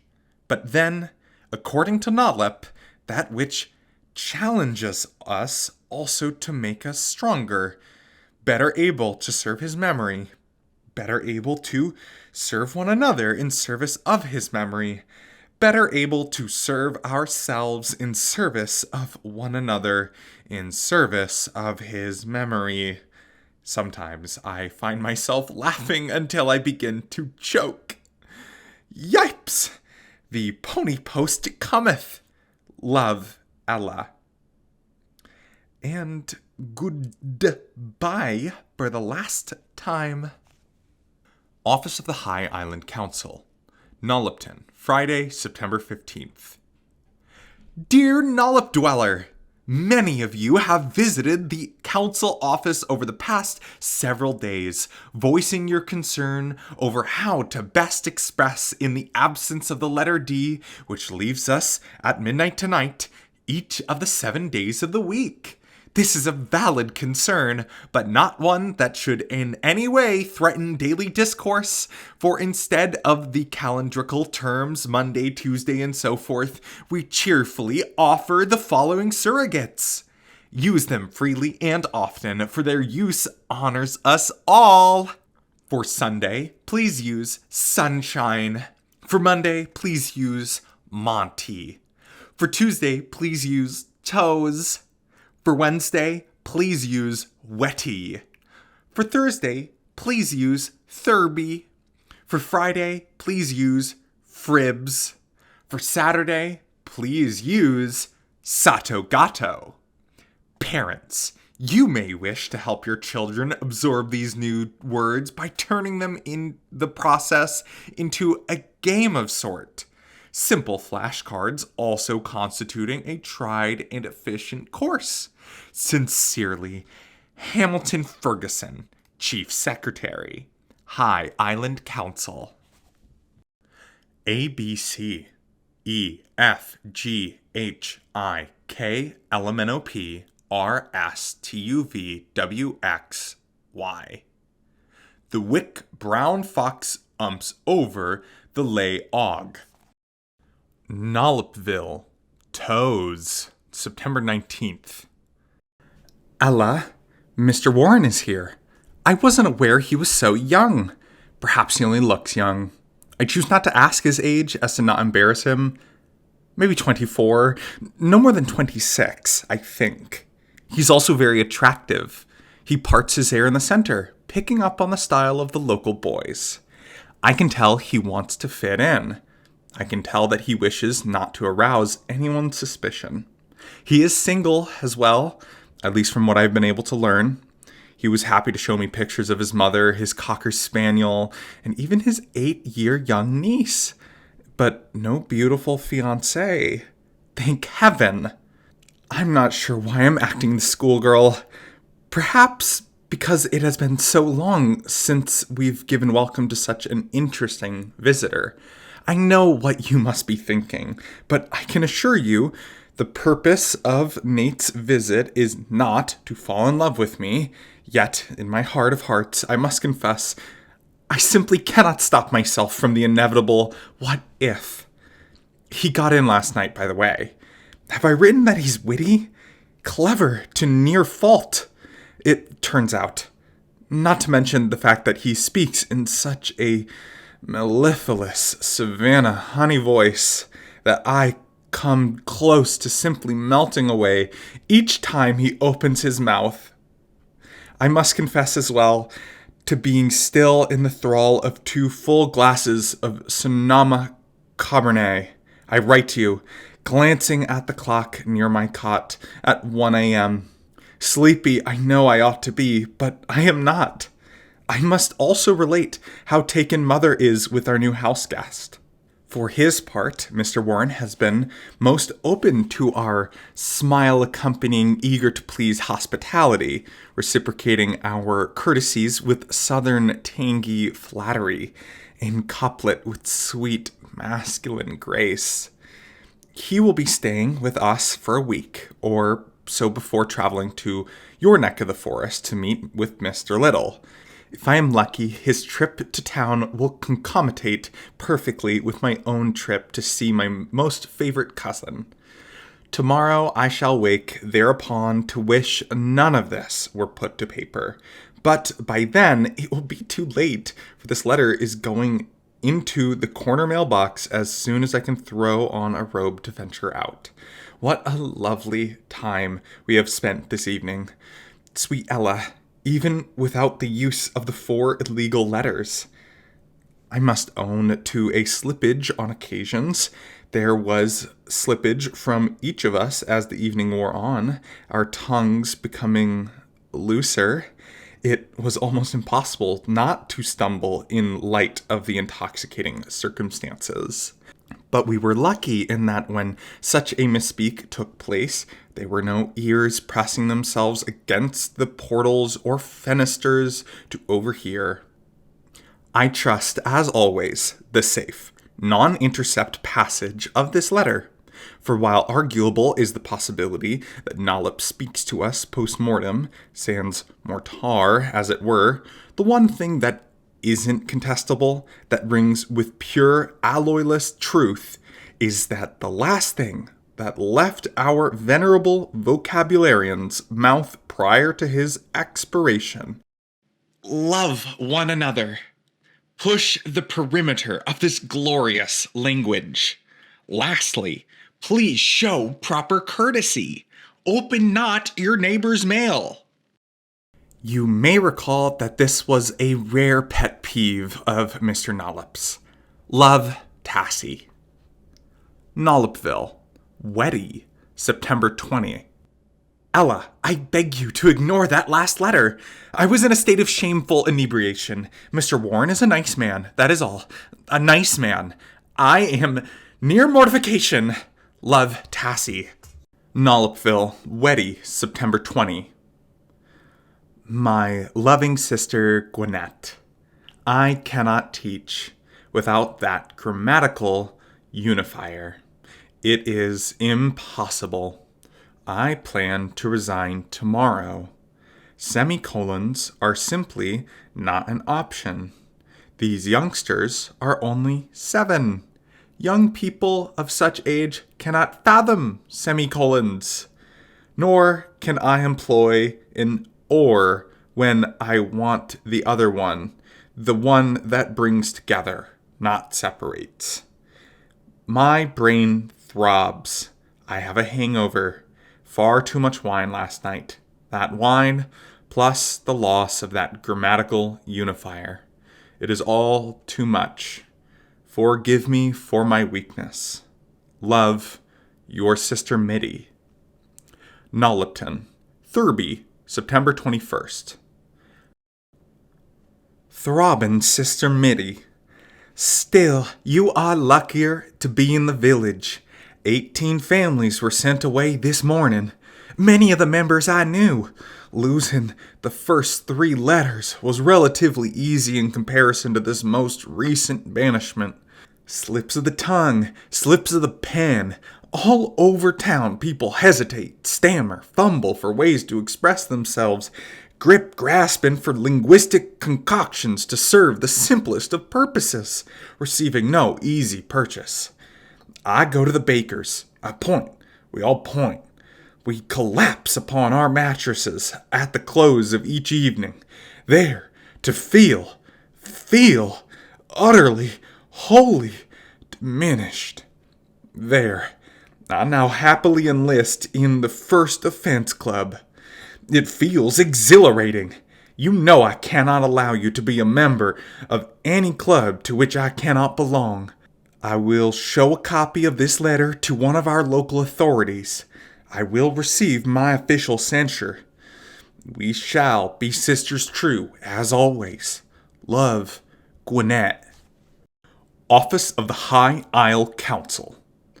Nollopian, Fribs, September 22nd. Mrs. Minnow Pea, we appreciate you coming to us with a copy of your letter to your sister, but it was unnecessary. Your offense was known to us even before the letter receipt by your sister. Effective as of September 15th, the primary responsibility of our Isle's new Assistant Chief Postal Inspector has been to scan all posts for use of illegal letters of the alphabet, then to make nightly reports to the Council. A report has been put on file on your behalf, your official sentence to be forthwith in issuance. 48 hours hence, you'll present yourself to an officer of the LEB at Town Center, there to choose between cephalostock or public flogging, as your use of the letter combination at the close of the tertiary paragraph in your epistle to your sister contains not one employment of the illegum, but two. Perhaps you were unaware. This is no excuse, especially in light of the fact that your choice of this letter combination was attributable to flagrant provocation. We might note to allay certain fears that the Assistant Chief Postal Inspector may not, upon council behest, report the content of anything he sees in the performance of his responsibilities. His task is merely to seek instances of illicit-abetical activities. Ours continues to be a free, open society. There will be no censures or prosecutions for exercising one's free speech rights in service of the laws of this nation, even if those rights entail criticism of the High Council. You may be certain of no violation of Nollop's terminal cot wishes when we say that all letters, all parcels that the inspector opens which are not violative will be promptly put to seal, then sent on their way. As a further assurance of the guarantee of your constitutional right to privacy, please note the Assistant Chief Postal Inspector is an imbecile savant from France. English is a foreign language he has yet to master. Sincerely, Hamilton Ferguson, Chief Secretary, Office of the High Isle Council. Nollopian, Sato Gato, September 23. Tassie, I cannot believe it. Neither can Pop. What was Mum thinking? We are encouraging her to choose cephaloshock. I will not allow any other of mine to submit to the lash. With love, Ella. Nollopian, Sunshine, September 24th. Mitty, I cannot imagine that they are looking at a mail without ulterior motives. Henceforth, I encourage you not to censor your text, but to give serious thought to using the Tisby Cohane Cross-Isle Courier Service for all your letters you wish to post me. They are as fast as the Pony Brothers Express. Most importantly, their gypsy operation more often skirts the attention of the postal inspectors.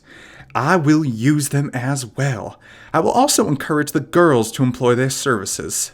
The only potential unpleasantness I can foresee in making the switch will be an occasional stench upon the envelope, owing to the fact that the Tisby Cohane Cross-Isle Courier Service is run by employees of the Tisby Cohane Septic Evacuators. Still, though, I think it worth it. We now live in an official police state. Be sure of it. I chose cephalostock, you'll be happy to hear, following much pressure by family members. It was not so traumatic as one might think. There were a number of others in similar straits. Many of the families brought bulging picnic baskets. There was also a lovely fish fry with hush puppies, your favorite, buttery corn on the cob, mouth-watering tomato slices. Also, the singing of tuneful Gullah folk songs. It was, I must confess, one of the nicest afternoons I remember having spent in some time. Amos was even able to sell a few of his miniature spittoons. To choose whipping. Valiantly, the men took their lashes, later wearing the crimson stripes as emblems of honor. You may know these two from the village, members of a sect which believes Nolp's wishes were to put to gross misinterpretation. Rather than shunning the letters per council proclamation, they urged the opposite to the extreme. The problem with this position, as refreshing as it seems, is the unfortunate results that naturally follows the putting of such belief into practice. Must go now to the massage the crick of my stiff neck. By the way, this is the 6th anniversary of Amos's recovery. Not much as a beer in all these years, in spite of the sort of stress circumstances that might prompt even Carrie Nation to imbibe, naturally using her hatchet as a resourceful bottle opener. Love, your sister, Gwinnett. Nollopville, Monty, September 25th. Ella, last night I woke from a horrible nightmare in which I saw myself sitting beneath the cenotaph as another tile fell to earth. The tile came to rest facing up. It was an eye. I woke up screaming. Mother spent the next few minutes trying to convince me that the chances of this happening were slim, that so far Nollop has been most helpful to us by keeping all vowels firmly in place. Hearing my scream, Nate came into the room to comfort me as well. Then you believe in the power of Nollop? I put to Mother. Mother shook no, but then gave this response. Here is what I believe. If Nollop actually exists, in spirit form of course, then perhaps it is for some positive purpose. Perhaps even the interposing of a finish to all of this insanity emanating from the council chambers. Now Nate was smiling. Fable of Nollop has won acolytic support in the Percy house of all places. Mother. Mere supposition, Mr. Warren. I'm only saying if Nollop exists. Now a bigger smile from Nate. Then, so whyest thou he hasn't chosen thus far to take heavenly retribution against this cretinous counsel of yours? My turn now. Because he is waiting for the right moment? Nate shook no, while grinning his biggest grin of all. You want the truth of what I think? Here's the nutshell.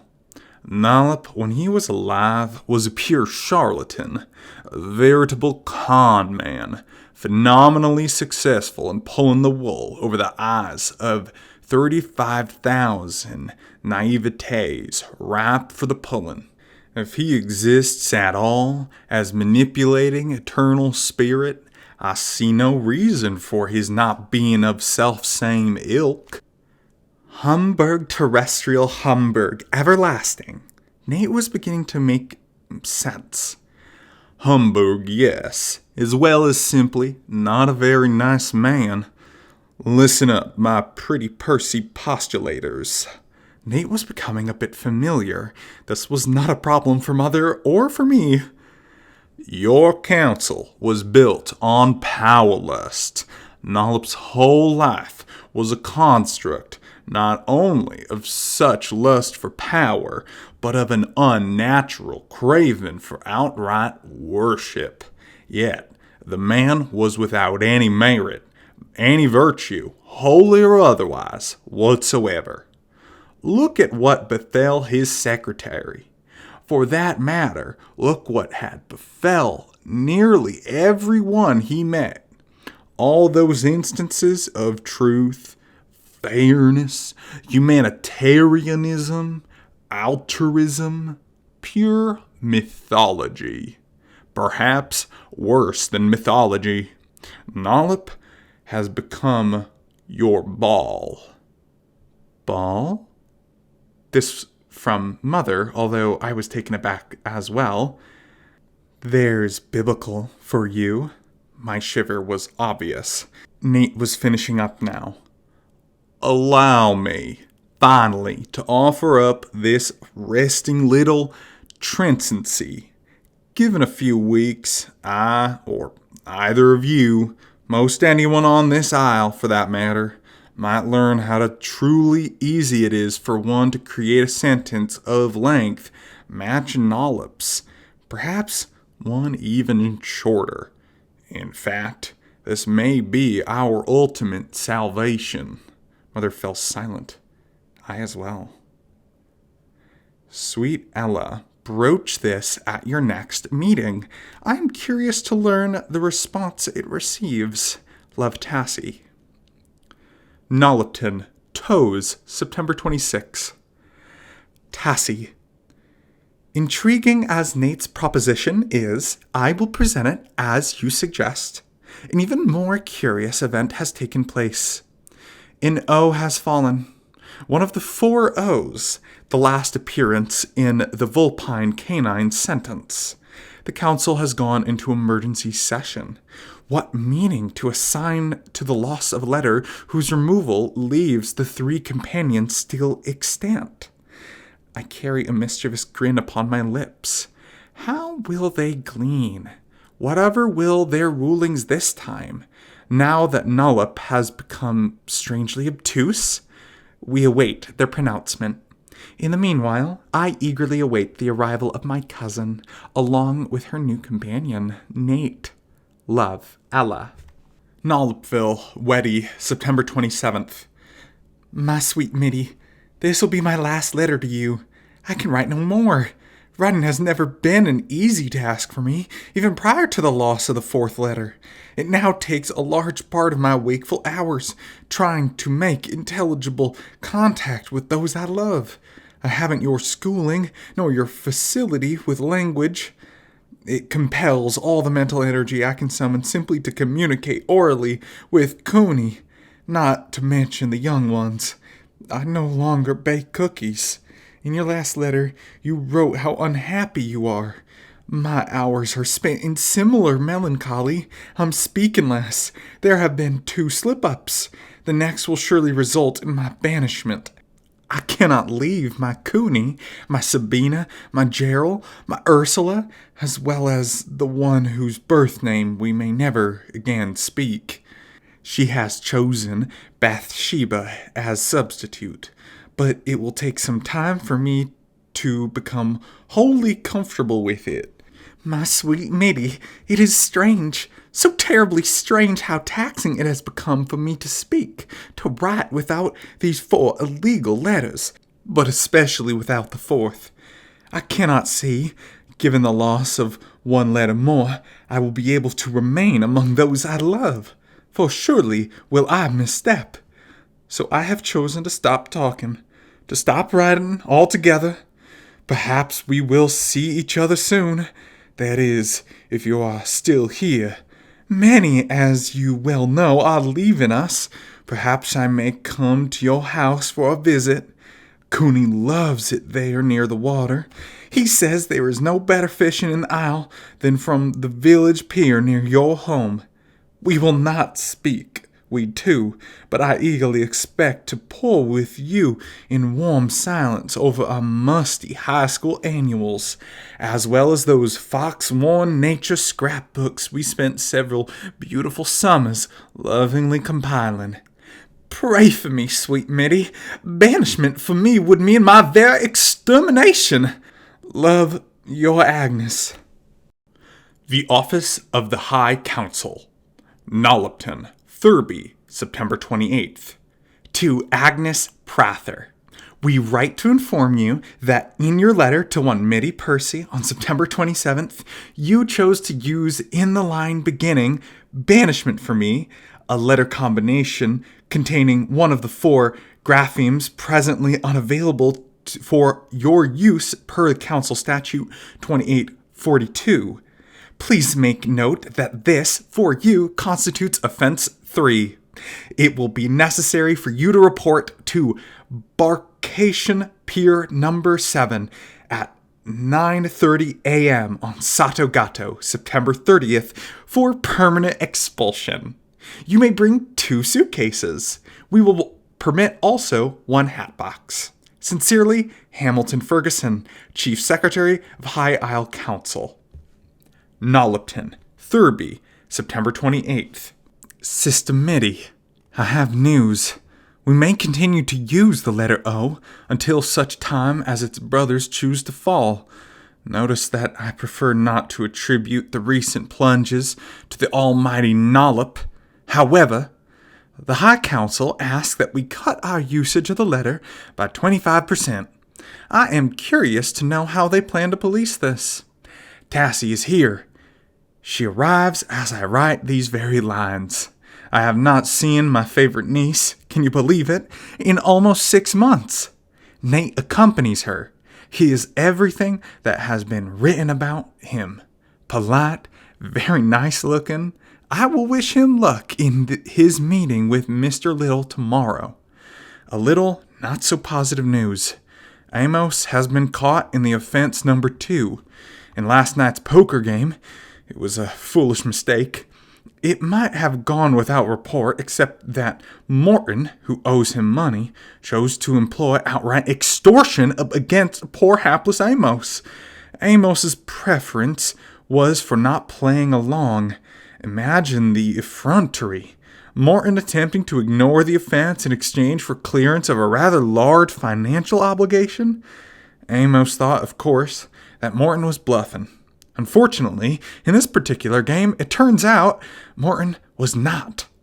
I say foolishly because any competent contemporary poker player knows that this game is rife with lexical pitfalls. Best to play in wary silence. Yet Amos wasn't silent. In fact, Amos, thanks to chugging back 4 bottles of stout lager, was anything but silent. May I repeat an important part of this last statement? 4 bottles. Yes, Amos has fallen totally off the wagon. Moreover, the wagon has all but run over him. The wages for the topple were high. By concentrating a little too much on refraining from use of the 4 letters, he was to employ, by careless miscalculation, the tantamountifically perilous 10th letter of the alphabet. Thank serenity, the suit of his position was hearts, or he might be on a boat, Satogato morning. King, consort, knave. I thought all poker players were in agreement on these new royal appellations. Love, Gwinnett. Nollopian I, September 28th. Mother, we are here. It was a pleasant trip.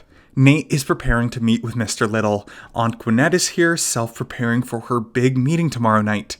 She will invite Nate to speak to the group. Uncle Amos agrees that this is a wise move. Nate has several things of importance to tell the members of this refreshingly sub-terra group. It is all very exciting. I think we are on the brink. Things possibly beginning to turn in our favor. In spite of the loss of the new tile, you will hear soon, not to worry, it is one we can easily spare, K. My preference is for the loss of another O, but we can certainly live with this. I love you, Mother. Please, Heavenly Nollop, spare V till the last, so that I may continue to profess my affection for my precious Mama, Tassie. P.S.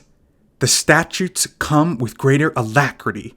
The latest official Ellison takes place at 12 on Sato Sunshine Cusp. P.P.S. I'm falling in love with Nate. There was a kiss, a passionate kiss, on the trip to town. It took me completely by surprise. Kiss me again, Nate, while I may still speak of it. Nollopians I, September 29th. My loving Passy, I must tell you of something nice that has taken place. I was sent an invitation by Mr. Rory Cummels, who, you will remember, is the owner of the market in our village, to come to his house for coffee, for a pleasant, neighborly chat. Rory hasn't the trouble most here in Nollopians while in carrying on conversation without the usual stuttering stoppages that seem to penetrate every verbal exchange I engage in these trying times. It seems a gift, his knowing instantly which letter combinations to use to bypass the verboten ones. In turn, I gain an easiness of level of public comfort I haven't felt for some time. He is cheerful, but not without his own tales of sorrow. His family left him. It is now official. He cannot follow, as he is in possession not only of a fairly profitable business, with the closing of McNulty's greengrocer, you're probably aware, his will be the last groceteria in the village, but other real property as well. To simply walk away from such an investment, this can only be financially catastrophic. There is also, relating to his wife, the matter of alienation of affection. His marriage is in its last hobbling months. I believe that Rory likes me, Tassie. He seems to truly appreciate my company.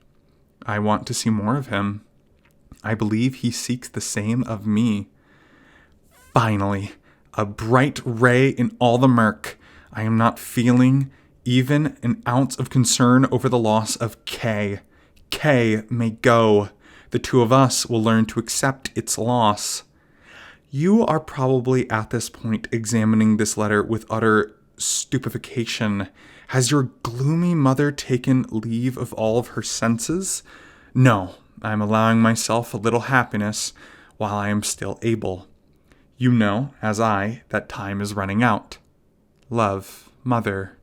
Nollopians I, September 29th. Mother, I am very happy for you.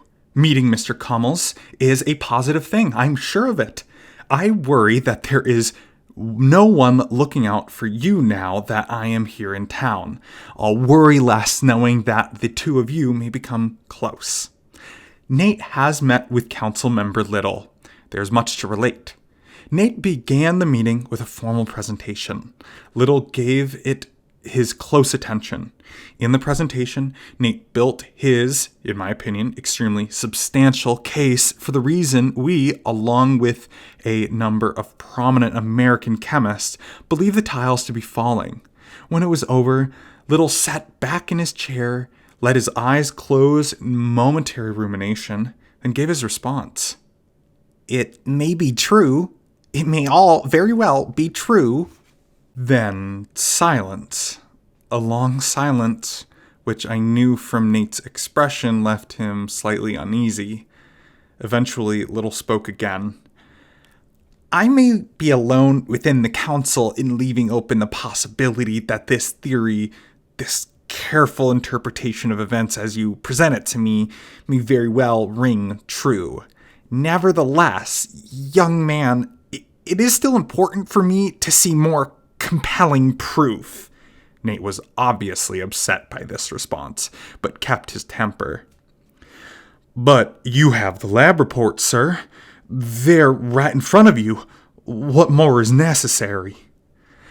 You've given me the scientific reason for why the tiles are falling, Mr. Warren, but might not Nollop be working through the science? Have you ever thought of this? The science, in point of fact, actually serving his specific purpose, therefore, that of which I must have positive proof.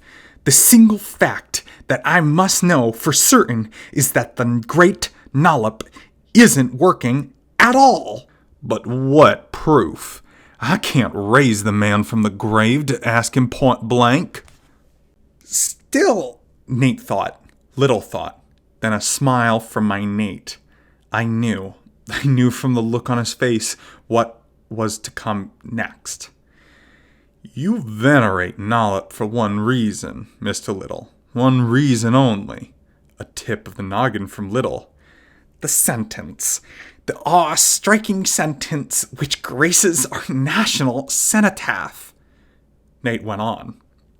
But what if it turns out that Nollop wasn't the only man capable of cobbling such a sentence? But he was. But what if there have been others?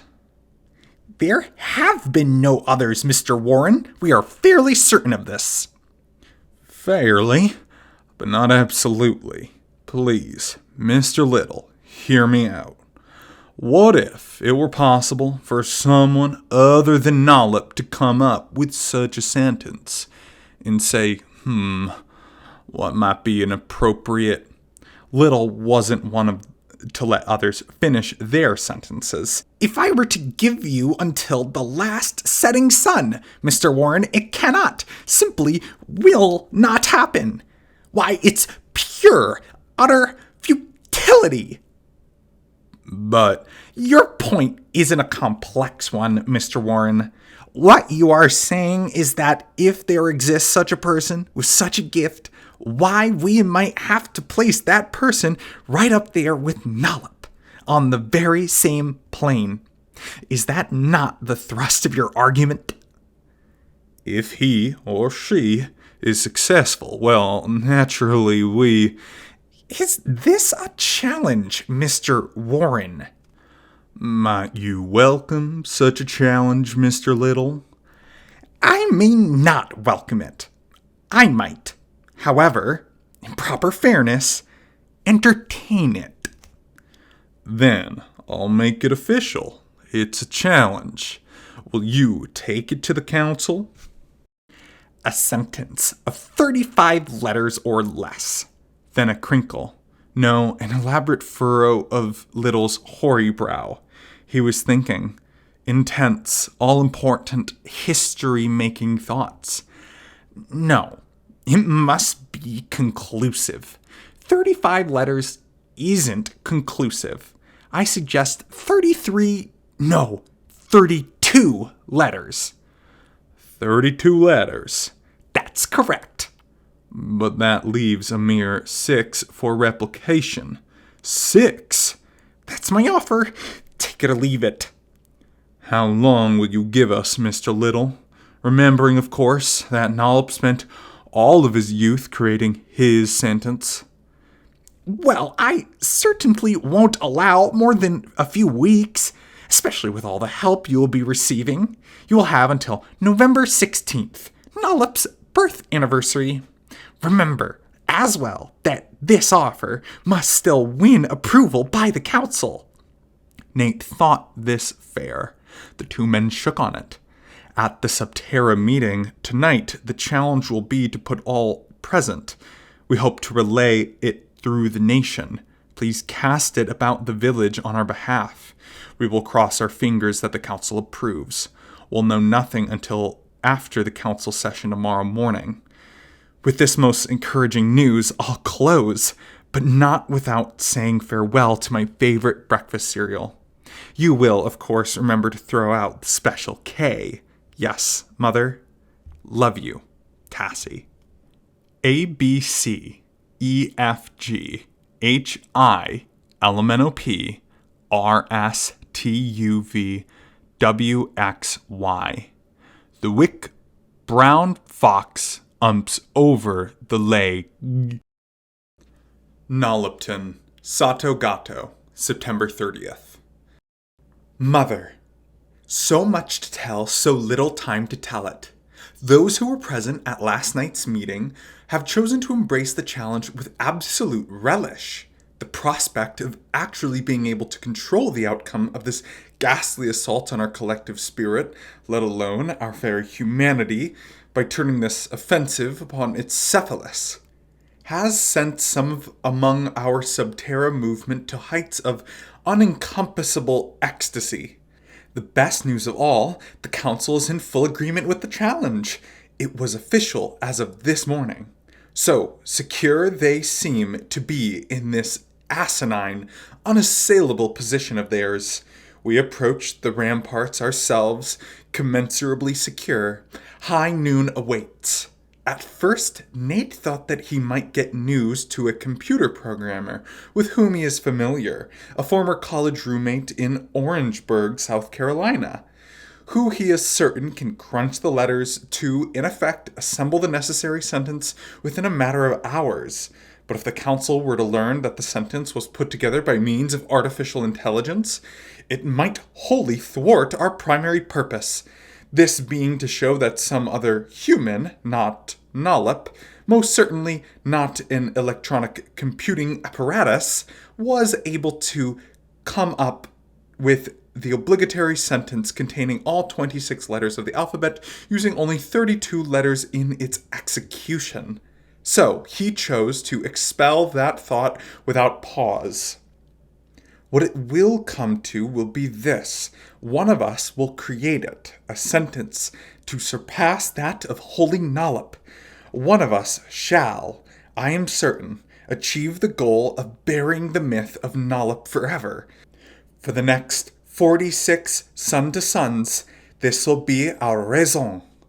Mine, yours, and even your gentleman companion, Rory, who perhaps is still unaware of the other legislation to come out of this morning's session. All property left in state of non-occupation through emigrantal vacatement will be given over to confiscatory oversight by the Council, then borne to official annexation into Nollopian tax-exempt ecclesiastical boroughs, thus falling within clear parameters of council owner management.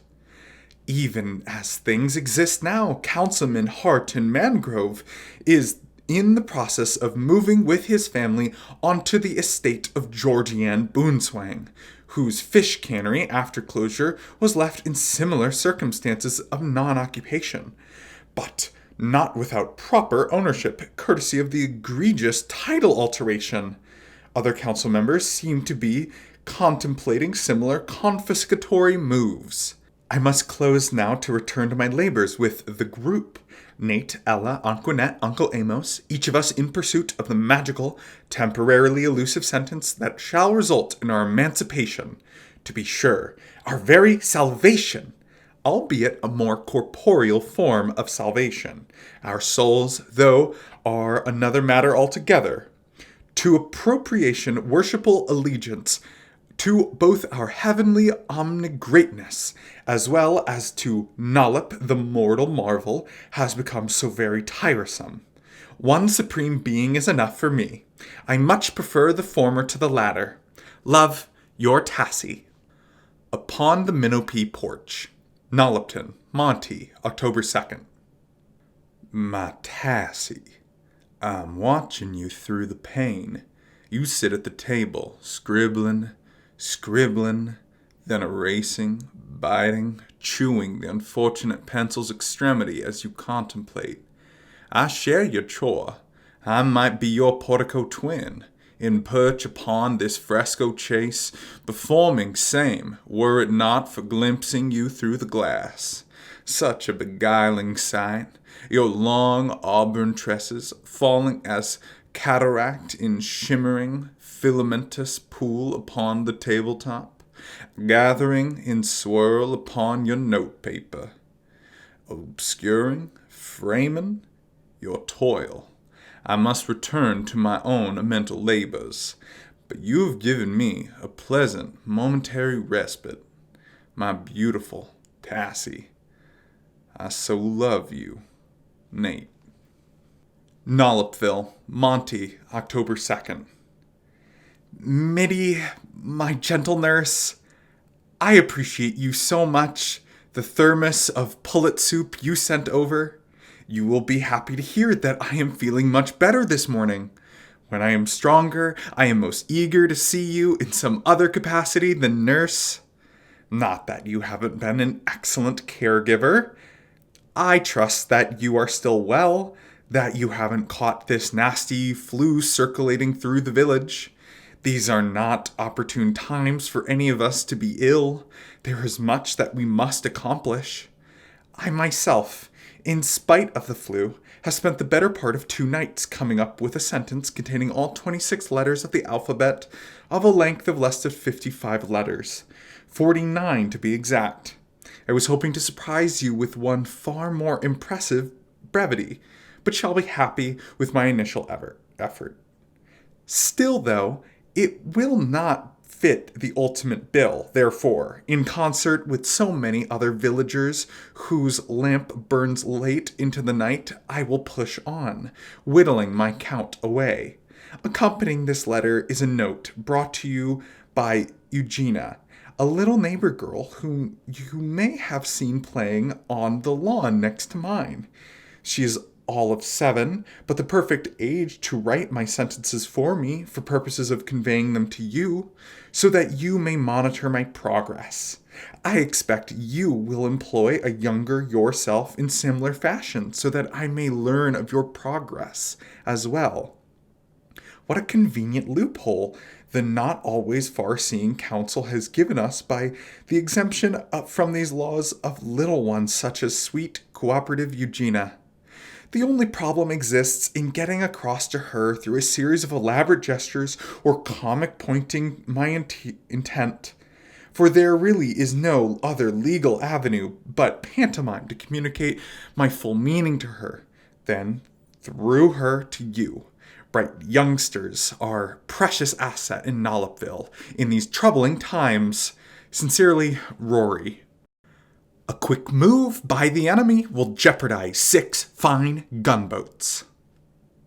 Nollopian, Toes, October 3rd.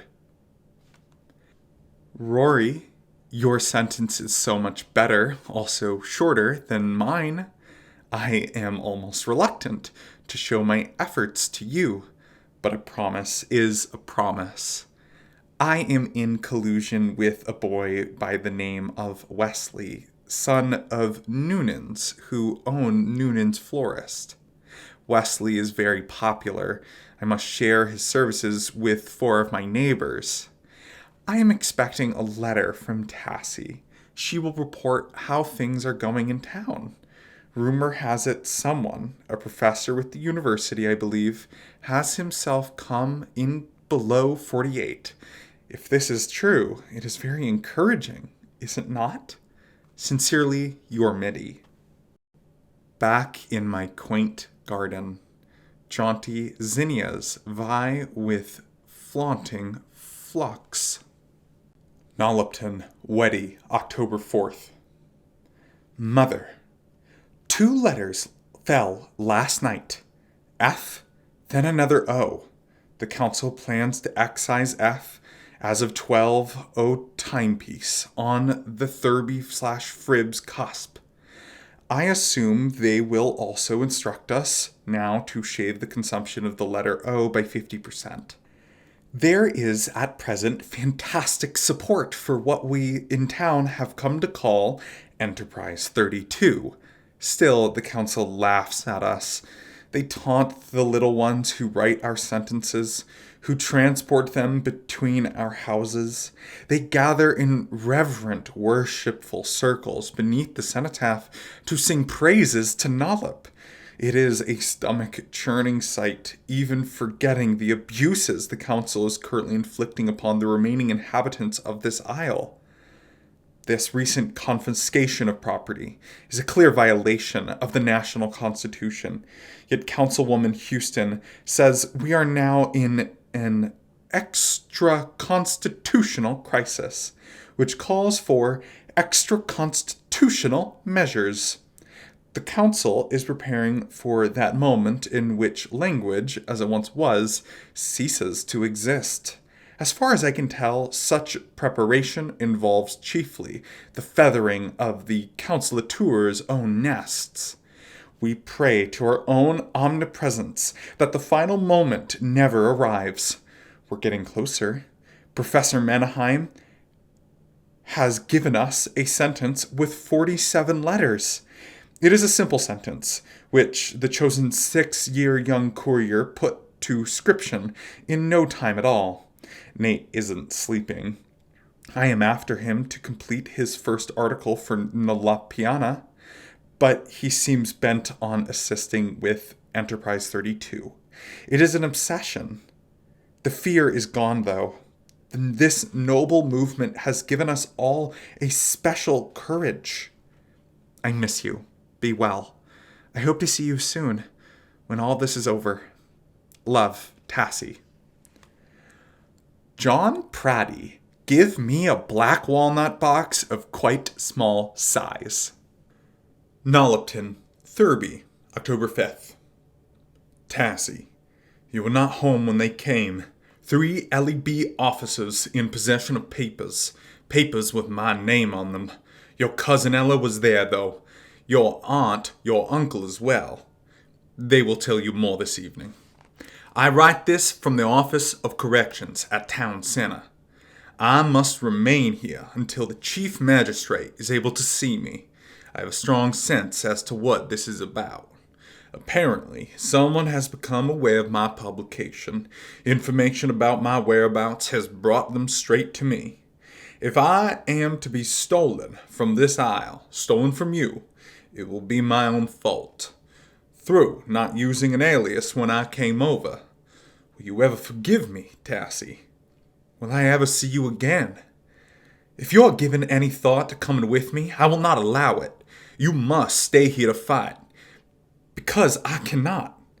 This is not an act of gallantry or heroism on my part. I am only being practical. I want you to be practical too, to contribute where I now cannot.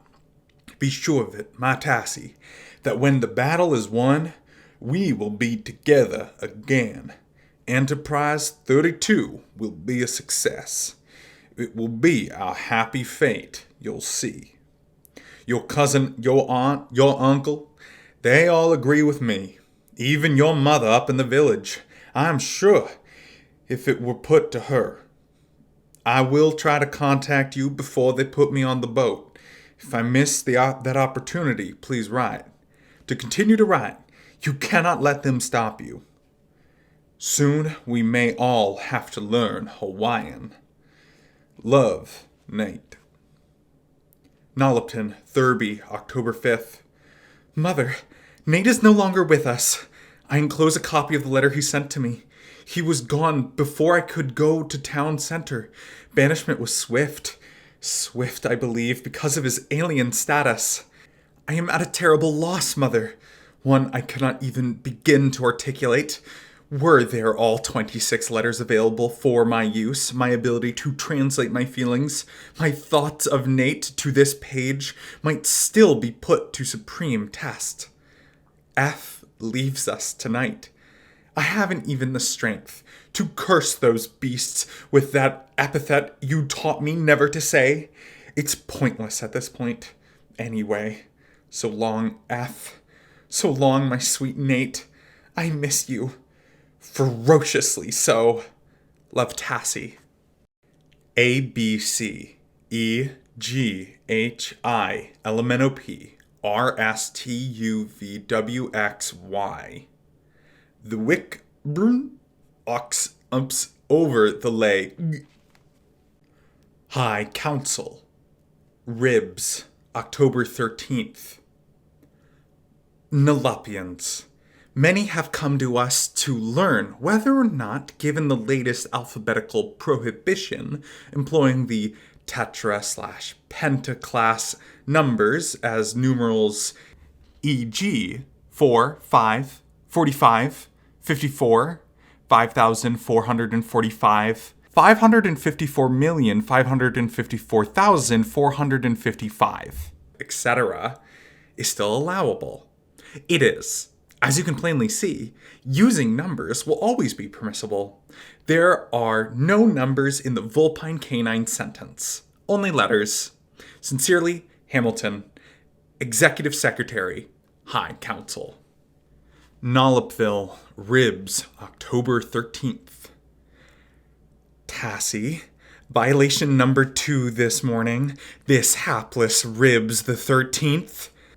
I was caught in the act, very near our house, right there at the Pisces monger's booth on the pier while purchasing shrimp. It was my plan to surprise Rory with a special gumbo supper to honor his birth anniversary. I witlessly put to use a grapheme which I have been, at least up to now, abstaining with relative ease. Boil seasoning with that, Mrs. Mitty? Not this time, Xenia. I'm preparing gumbo. Then a most curious stare. I'm sure I won't be able to relate to you with any great success, this woman's expression, but I'll try nonetheless, because it was such a strange mixture. Surprise, slight anxiety, momentary consternation, then overwhelming, saucer-eyed panic. I began to stammer. What is it? What have I? And then became obvious. In an eye-bat, all this time in my brain, never having seen her name written out, I was misspelling it. You see, Xenia's name began not with an X, but with the other letters, the one that brought in this whole reprehensible era. Hers was obviously the legal spelling, hence my culpability. This woman isn't a stranger to me, Tassie. I am no stranger to her. There is 20-year omit between us. This is why I am so sure that she wasn't the one to report the violation. It was the other woman, the one in line with me wearing the worn-out tunic with the paint splotches, Georgianne Towgate, the ever-present, honor-bent Georgianne Towgate. I am sure that she was the one whose ears got it all. My suspicion was met by a smile, a sinister simper, twisting her saliva-moist, overly rebellious lips as she apparently thought it all through, especially how important it was to bring this glaring violation to the council's attention as soon as possible.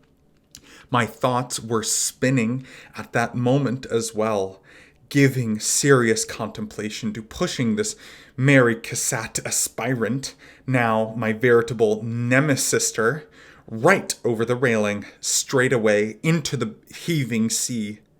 What a pharisaic vigilante witch! The nerve to report me not once but twice. Not being one to waste time about such things, Mrs. Towgate, I'm certain, brought in her eyewitness report within minutes. By early evening, your poor mother was in ignominious cephalo strait. The opportunity was mine to silence the witch in perpetuity.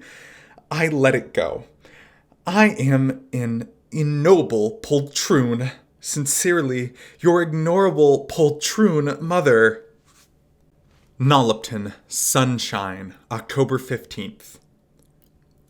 Aunt Mitty. Tassie gave me your letter. I am so sorry. What a moronic way to spell one's name. Give me permission. I will happily terminate Mrs. Towgate, saving you the trouble. Enterprise 32 has hit a wall at 47. Instructor Mannheim, with the university, in alliance with his tireless pupils, assures us that they will soon breach Barrier 44. But I am not so sure. Many others here in town, though, seem to have given up. Pop is beginning to believe it to be an impossibility. This 32-letter grail, chimera he calls it, we all pursue. But I am not in agreement with those who own this opinion. So many long-time island inhabitants are now gone. Most are expulsion victims, but some are no longer with us simply because they choose not to live in such a hostile, inhospitable place. It is no place to thrive, Aunt Mitty. No place at all to raise young ones to be even marginally happy. Mother worries about you with Tassie not there, especially given what you mentioned in your last letter. Is the gentleman Rory being proper helpmate/protector? It gives her solace when she recalls your mentioning his ease with language, the way he seems to clearly embrace the challenges inherent in communication with restriction. Ah, that we might all ultimately rise to such challenges. Tassie is well, heart ailing, but otherwise well. We will not permit you to worry about her. She is writing to Nate as much as she can. There are no guarantees that her letter are getting through to him in the States. She can only trust that those whom she passes them to smuggle out with proper payment will honor their contractual agreement. By the way, her epistyles must still be written with all alphabetical restrictions intact, lest interception bring them to the LEB, the result being Tassie's own banishment. Although, I must say she is in a better position than most, without even a single violation to her name. This is an important point. Recently, several on their way to Pier 7, then to the States, wrote parting letters without employing the necessary caution with respect to current alphabetical restrictions, only to have the recipients themselves brought up on charges.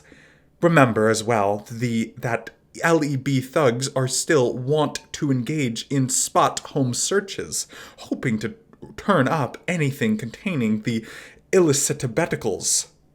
One cannot be too wary. Last Thurby, a woman who lives near us, was brought into LEB Precinct 2.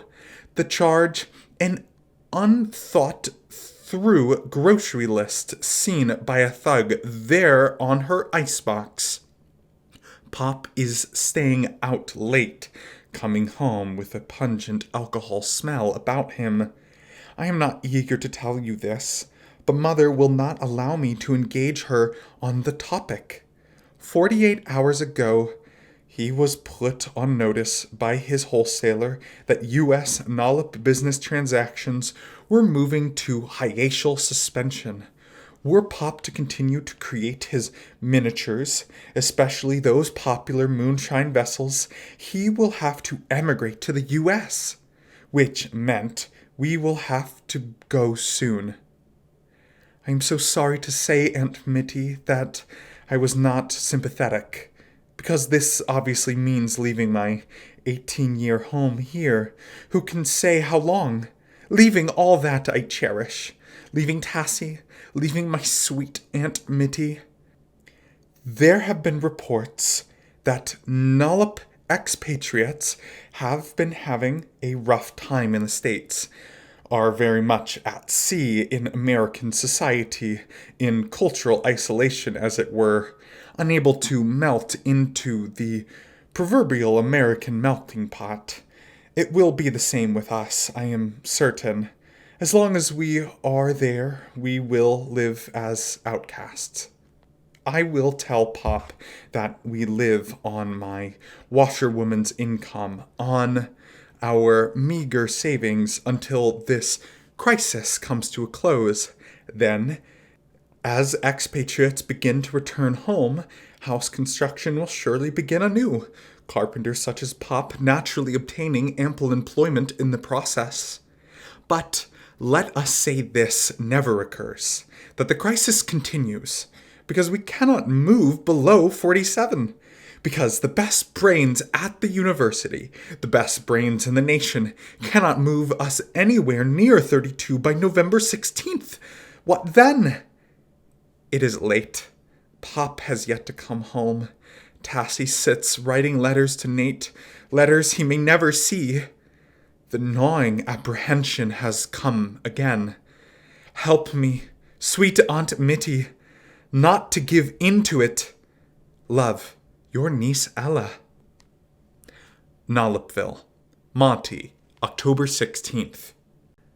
Ella, I cannot help you. Not now. Please tell Tassie. Rory is gone. It began this way. Brash council representatives, upon reaching his northern acreage, gave him papers that gave them authority to appropriate his property. No reason was given other than, "It is the council's wish." Meaning it isn't Nollop's wish, was Rory's angry response. "On the contrary, the council serves only Nollop. By extension, then, Mr. Cummels, whatever laws the council passes are laws which by their nature must certainly have met with Nollop's approval."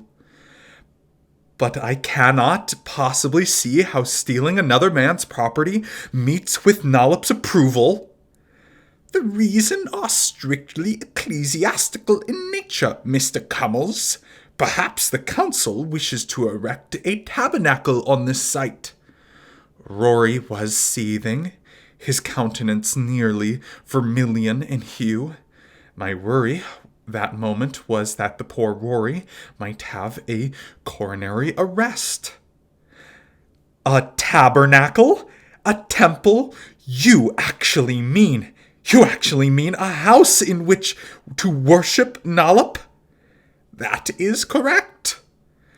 "But what about the Supreme Being we presently choose to worship?" "There is no other Supreme Being but Nollop." "Repeat that statement, sir.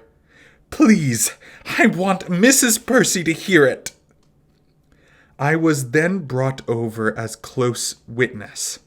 The council representative, his voice even, treacly polite, gave his response again, with slight elaboration. "Mr. Cummels, it is the council's earnest conviction that there is no other supreme being but Almighty Nollop. None whatsoever. Praise Nollop, Nollop eternal." At this point, Rory lost all control.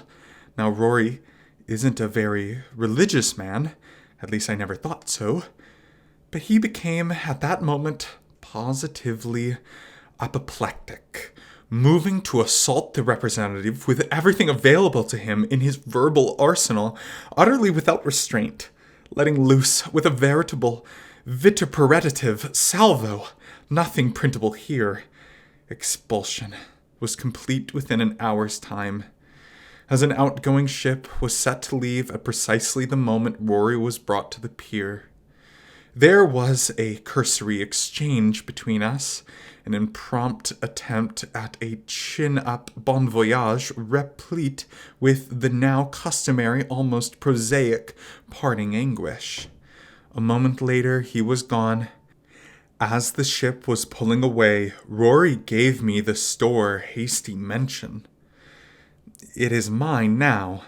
I will try to run it best I can, preserving solvency until his return." Given this provision, he actually returns. That is, given this provision as well, the council chooses not to turn the little store into yet another Nollopian church, a church to bring a smile to that corpsal countenance we all must revere, or else. We have seen the or else. It no longer scares me. The lamp will burn late tonight. We will best 47. Our battle may ultimately result in our extinction, but we will win at least this small success. Less than 47? It can be. Nollop was able in 35. Let us remember as well that Nollop was an imbecile. With love, your Aunt Mitty. Nollopton, Toes, October 17th. Nate, I am not sure this letter will reach you, though I pray the contrary. Time is running out. We cannot go below 47, as much as we try. That is, those who are still trying. I am aware that some are still laboring at the university. Mother writes to Cousin Ella that she continues her own moiling over the alphabet up in the village. But the mass exit has nonetheless begun. Townspeople, villagers. As 3 more tiles have give plunge, all in one evening. 2 E's, then a B. We have 1 E remaining. The B may be a blessing. Other possibilities might have been more troublesome. Yet, as I peruse what I have written up to now, I note 6 B's in the last 2 sentences. Who then can ever be sure about such a thing? At this point, losing any letter can only be problematic. We have come to a travailious time, Nate. Mother Rory is gone. Mother Aunt Gwinnett, Uncle Amos, each has 1 violation to spare, then banishment. I am growing so weary with that term, banishment. You hear it all over, in urgent whispers, in hopeless cries, companion to the listless, vacant stares, stares beyond to those who live in resignation to the grimmest possible outcome, all put to seal, banishment. We say the term, we write the term, believing somehow in 36 hours it surely will not be gone, that somehow the cavalry will come to our rescue. But we are our own cavalry, the only cavalry there is, whose horses seem in permanent hobble status. Banishment. The next banishment victim to become one more invisibilinguista. The 4,000th, the 5,000th such victim. Is anyone counting? Perhaps Nollop? Expunging each entry into his heavenly lexicon, one at a time, until the tome's pages stop resembling pages at all, until they become pure expurgatory, tangible, ravening straits, leaves, ebony reticulate sheets, tenebrous night in thin tissue, contemplation by tissue. It is almost unbearable. Am I being morose? I'm sorry. I cannot help it. I want you here. I cannot say how much. Write me. Will I receive your letter? I can only hope. I miss you so. Love, Tassie. ACEGHI LMNOP RSTUVWXY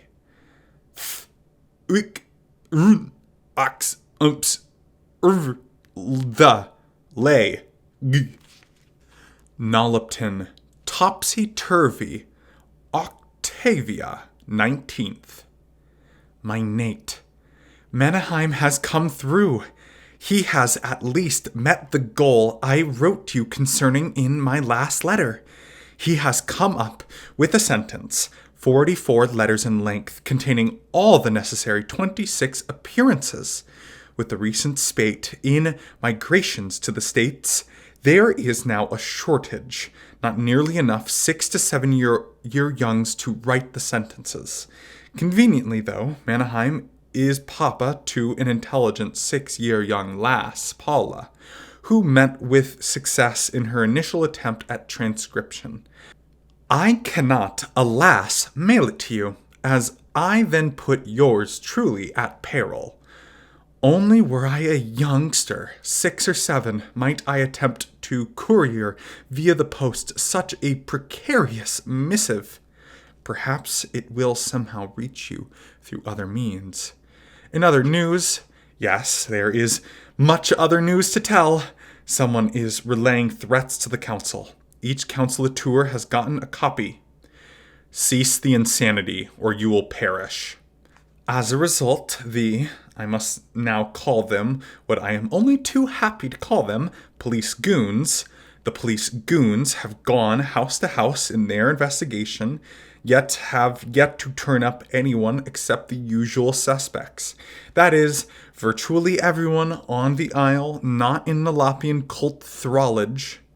That isn't all. The council has put crepuscular to auroric house arrest upon all Nollop civilians not in league with the cult.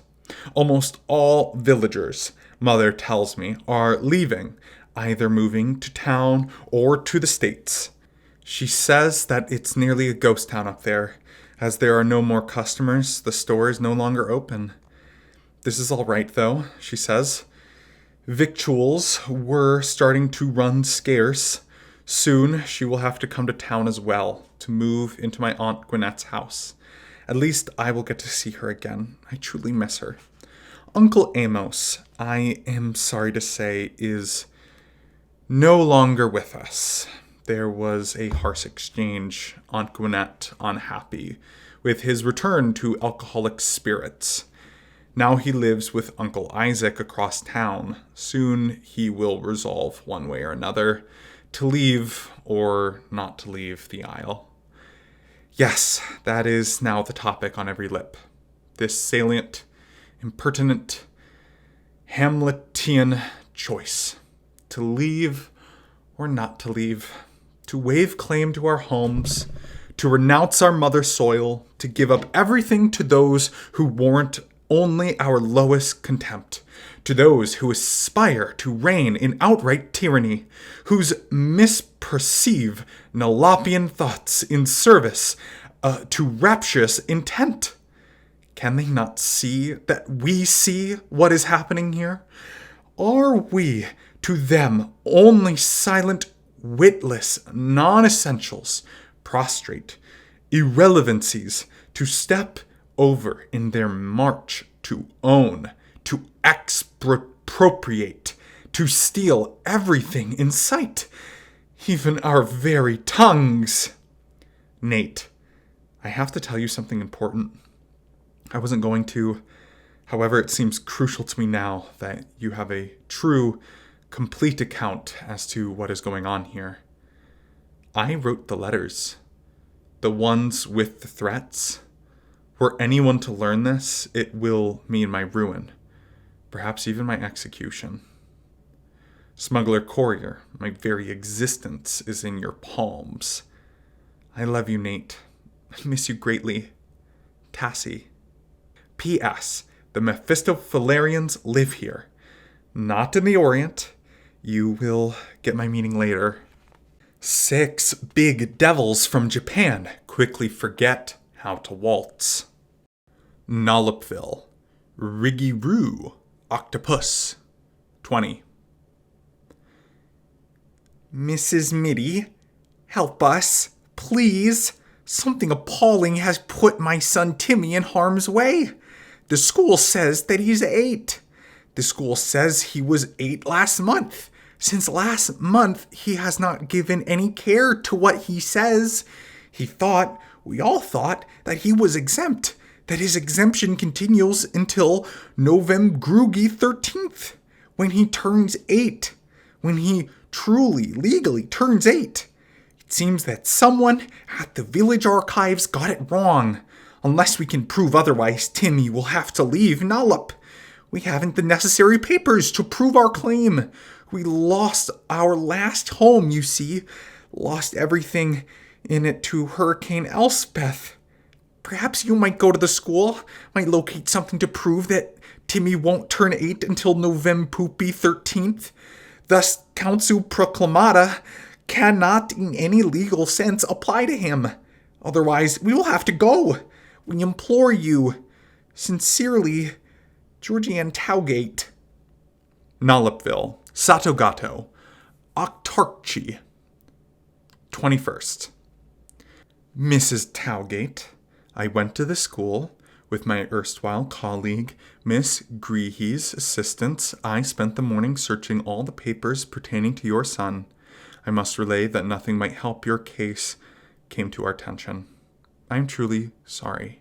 Sincerely, Mitty Percy. P.S. The tempera picture on your letter's verso is really lovely. I am partial to seascapes. It will gain a choice spot on my wall. Nollopton, Sunshine, Octangle 22nd. Sweet, sweet Mitty, I have ghastly news. They have Tassie. She awaits trial as suspect in those recent anonymous threats of the council. Come as soon as you can. In the event there is a guilty ruling, expulsion will not constitute a legally punitive option. Such a ruling will only result in something much, much worse. Something I venture not even to say. Gwinnett. Upon the Minnow Pea kitchen table. Nollopian, Sunshine, Octane 22nd. Gwinnett, loving spouse. Ella, my Ella. A slip up near a police goon. Now only minutes away. A rap on the portal, then a hasty trip to Pier 7. Will I see you two prior to my leave? I am sorry to hear the news concerning Tassie. Who is her lawyer? Are they even allowing her counsel? I might suggest someone. There isn't much time, though. Will you see me go, or will you remain to the correctional center with Tassie? I will neglect something, I am sure. Without your help. What a help you have. Enough! I simply cannot do it anymore. And why should I? Why be so careful now, moments away from transportation to the dreaded Pier of Goodbyes? What's the point? What is there left to lose? Like a retarded robot, I will go to the pre-programmed mode, placing my brain on high alert to avoid these Nollop frowned-upon devil litters. The devils aren't in Japan, the devils are here. Satan is alive and well, right here in all his ZQJDKFB. Jumping brown fox, sleuthful pooch, quick and dead glory, right here upon this devil islands of hatred and anger and unconscionable, inconsolable loss. Hide this letter, hide it well, but let me say the things that I must say before it's too late. Let me say I love you both dearly. Let me say that I am so very sorry for returning so strong to drink, for turning my back on you when you needed me most. Now that I have a voice, there are 100 other things I want to say, but cannot. Look into my heart and know them all. And find it in your own hearts to forgive me. You don't have to see me off. I know you're worried about Tassie. Be there with her, for her. If you do come, please do me a small favor. A large favor, really. I'm not able to transport my miniature moonshine jugs to the pier. I would like to take them with me, though. You know that where I'm going, they will be as good as money. You'll find them in my studio, stored together, all 10 dozen of them. Half that number should suffice. Put them in one of those little crates. They'll be easier to convey that way. Would you mind doing this one last thing for me? Pack my box with 5 dozen liquor jugs. Thank you. Be well. Be safe. Until we meet again. Your loving husband and father, Amos. High Council. Sunshine, Octonary 22nd. Notice to all Nollopians, at precisely 12 tomorrow morning, the letter C will cease to exist at all points on this isle. You will eschew its use or receive penalties as per earlier council proclamata. We note that a U is gone as well. Its twin, however, remains intact. Sincerely, Hamilton, Executive Secretary, Nollopian High Council. A-E-G-H-I, Elemento P, R-S-T-U-V-W-X-Y. Ox, the, lay, Nollopville, Monty, Otterpaws 23rd. Mrs. Mitty, I value nonetheless your going to the learning house to help my son. Little Timmy values it as well.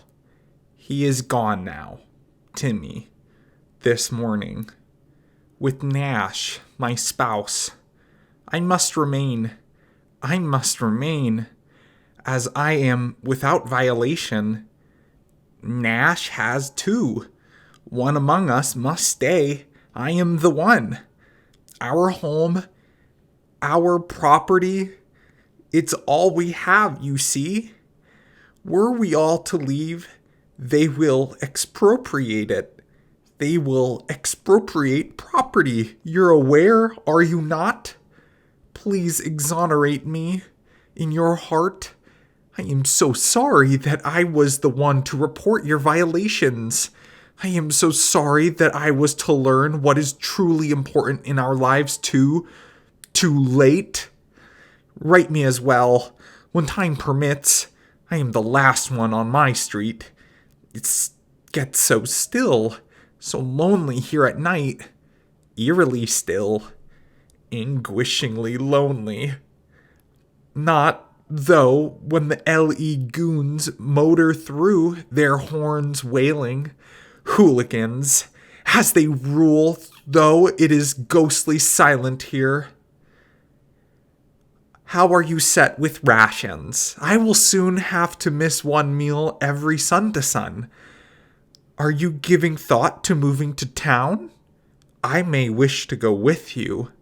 Write soon, Georgianne Towgate. P.S. The painting was mine. It pleases me that you wish to hang it in your home. I will paint you more. Nollopian I, Onomatopoeia, 25th. Mrs. Mitty, where are you? You are not home when I go to your portal. When I ring, I note no movement within your house. Have you gone to town? Have you gone to the States? I am apprehensive. Am I now alone? Georgianne.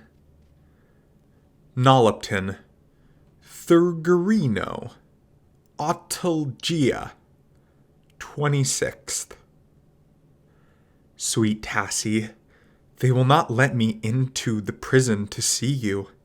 I have spent the entire post-noon, all the early hours ensuing my arrival in town, waiting here on the prison's visitor's lawn to see you.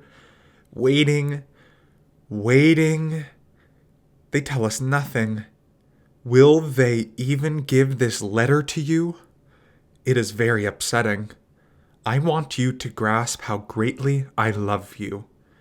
I won't try to learn why you sent the threats. They push us all to the point where we say things, operate in ways that are not at all as we really are. Were anything to happen to you, what then? With all my love, Mother.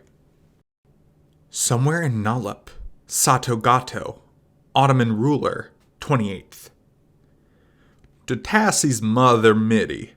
My guess is that you are now with your sister. So, I am routing this letter to her house.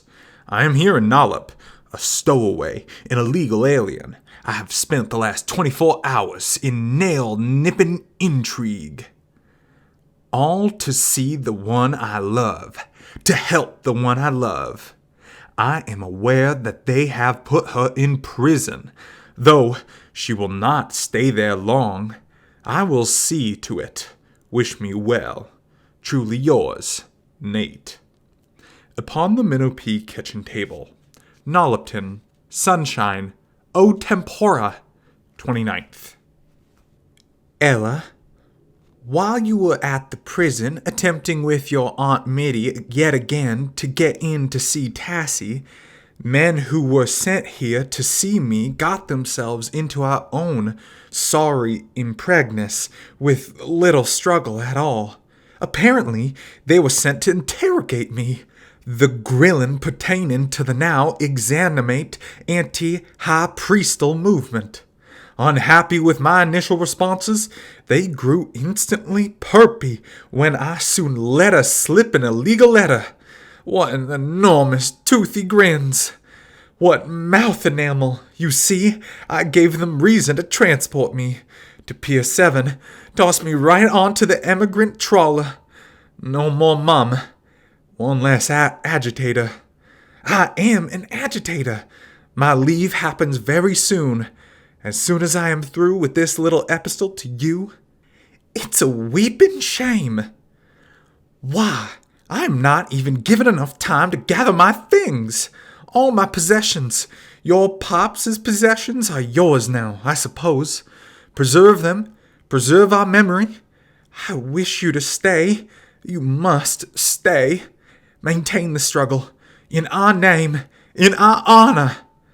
I am so sorry that they will not permit me to see you prior to weighing more. Give your Aunt Mitty a huge hug with my name on it. Tassie as well. Till we meet again, sweet Ella. With love always, your mum. Nollopton, Sunshine, Overgarment, 29th. Mother, Ella, you two must stop whiling your post-noons near the prison gates. They will not let you in to see me. Go now. There are things to attain elsewhere. You're aware, right? The things I mean? Love, Tassie. This is the last time I will terminate a letter in this manner, now that V is soon to leave us. A new letter goes, so what else is new? A-E-G-H-I, elemental P, R-S-T-U-W-X-Y, Th-Ui-Run, Ox, Umps, or the leg. Slipped under the Minnow Pea front door. Nollopian Prison, Nollopian. Toes, Halloween. Umpapa, 31st. Miss P, man was here. Young man, Southern U.S. While you were home, got your relation, got your aunt. I let him get that Tassie, that angel girl. Let him steal her. Pure truth. I must sign paper saying this, per authorities. They were here. The authorities. They put me to sign in this paper saying what happened. Anyway, you got no reason to return to this prison anymore. Seeing that she is no longer here, they will put eye to your house, though. Might they show up there, Tassie girl, your aunt, young Amerit man? My guess, though, is that those three are gone. Set sail, I'm sure, to the States. Anyway, this is the thing. You know got to return. Guess what? I got the lash. A sentry who lets a prisoner go. He gets the lash. Gets the whole 9-tailed lamb. It's worth it, though, to see that sweet, pretty girl release. Hurrah! Yours truly, Sentry William P. Halloween. Ella, I am no longer in the prison. Nate is the reason. He got us. Mother me. We are on our way to the States. My horsemen gallant in shining armor. I wish you were here with us. Then again, it is important too that you remain in Nollop. Now rests almost solely upon you, Enterprise 32. You will triumph.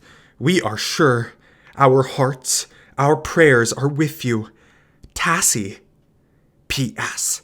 I am trusting that the young shrimper we met in the North Lagoon will get this letter to you. He was on his way to Nollopton to sell his haul. As a result, this letter may smell slightly shrimpish. Posted on the front door of the home of a woman who wears an orange hat. Nollopton. Weddy. Nosegay. First. Woman in a pretty orange hat. My name is Ella. I saw you yesters rummaging in the rear. That shut Italian restaurant on Main. No got to rummage. There are plenty eats in Wally's store at 8th meets Elm. Are you a shrimp eater? Wally, I hear, is a humane man. He is rationing eats. They will last longer this way. No money? No got to worry. We who are still here will help one another. I want to meet you. See me tonight? I used to possess relations. My mother, my papa, my Aunt Mitty, her chiere, Tassie, gone now. All those near to me gone. I am alone. Perhaps you are alone too? See me tonight? My home, 4 houses east. I got stewed tomatoes. Ella. Posted on the Minnow Pea front door. Nollopian, thirsty. Not to Philly. Second. Ella, happy to get your letter. We possess a sense sometimes we are the only ones still here. We will see you not tonight. Tomorrow night, yes. I insist, though, my home. Little one, Penny, she is ill. She perhaps not so ill tomorrow, although she ought to stay a little longer. We are not rummaging, we must say. We thought there was gas. Must get gas into our generator. How is your power? They supply us only 1 hour in the morning now. No one remaining at the power plant to man operations there. Wally is a humane man. You are right. He is helping us in this trying time. We must all help one another. Tanya T., the woman in the pretty orange hat. Nollopian, Sato Gato, no Trump. Fourth. Tanya, what a sweet time I was shown at your house last night. It was so pleasant meeting your spouse. It was a pleasure, too, meeting your girl Penny. I am happy that she is nearly well. I was also happy to meet Mannheim, also his young assistant, Tom, although not pleased to learn that the Institute is no longer open. Nothing is open anymore. Is this true? Tom tells me that the state operates now only to relate the next letters to omit. There are no other magisterial assertions. The Thuguglies arrest, thrash, then expel. The high priests generate their alpha elisions, then return to their lairs to eat what tasties were put there, while praying to Nollop, paying homage to Nollop, stooping, prostrating, salaming to Nollop, ignoring all humanity in their nullopotheosis. Let us say Nollop were all-hollow, preeminent, omnipotent. Why, still, shut out all those whom one shares this planet? Were we put here on this earth only to worship? Exalting Nollop is to erase all that is non-Nollopian upon this isle, to utterly erase an upright, meritorious people. Genio erasure! Oh, the humanity! So tea tomorrow. I eagerly await your response. Ella. P.S. 43, one step nearer to our goal. I hope that Tom was all right with that hug. My girl wove 6 dozen plaid jackets before she quit. Nollopian, sunshine. Nollopian Frine, 5th. Miss P., a pleasure it was to meet you 2 nights ago. Your smile warms me, illuminating the gloom. The hug was pleasant as well. We are alone at the Institute now. Mannheim, his girl Paula, yours truly.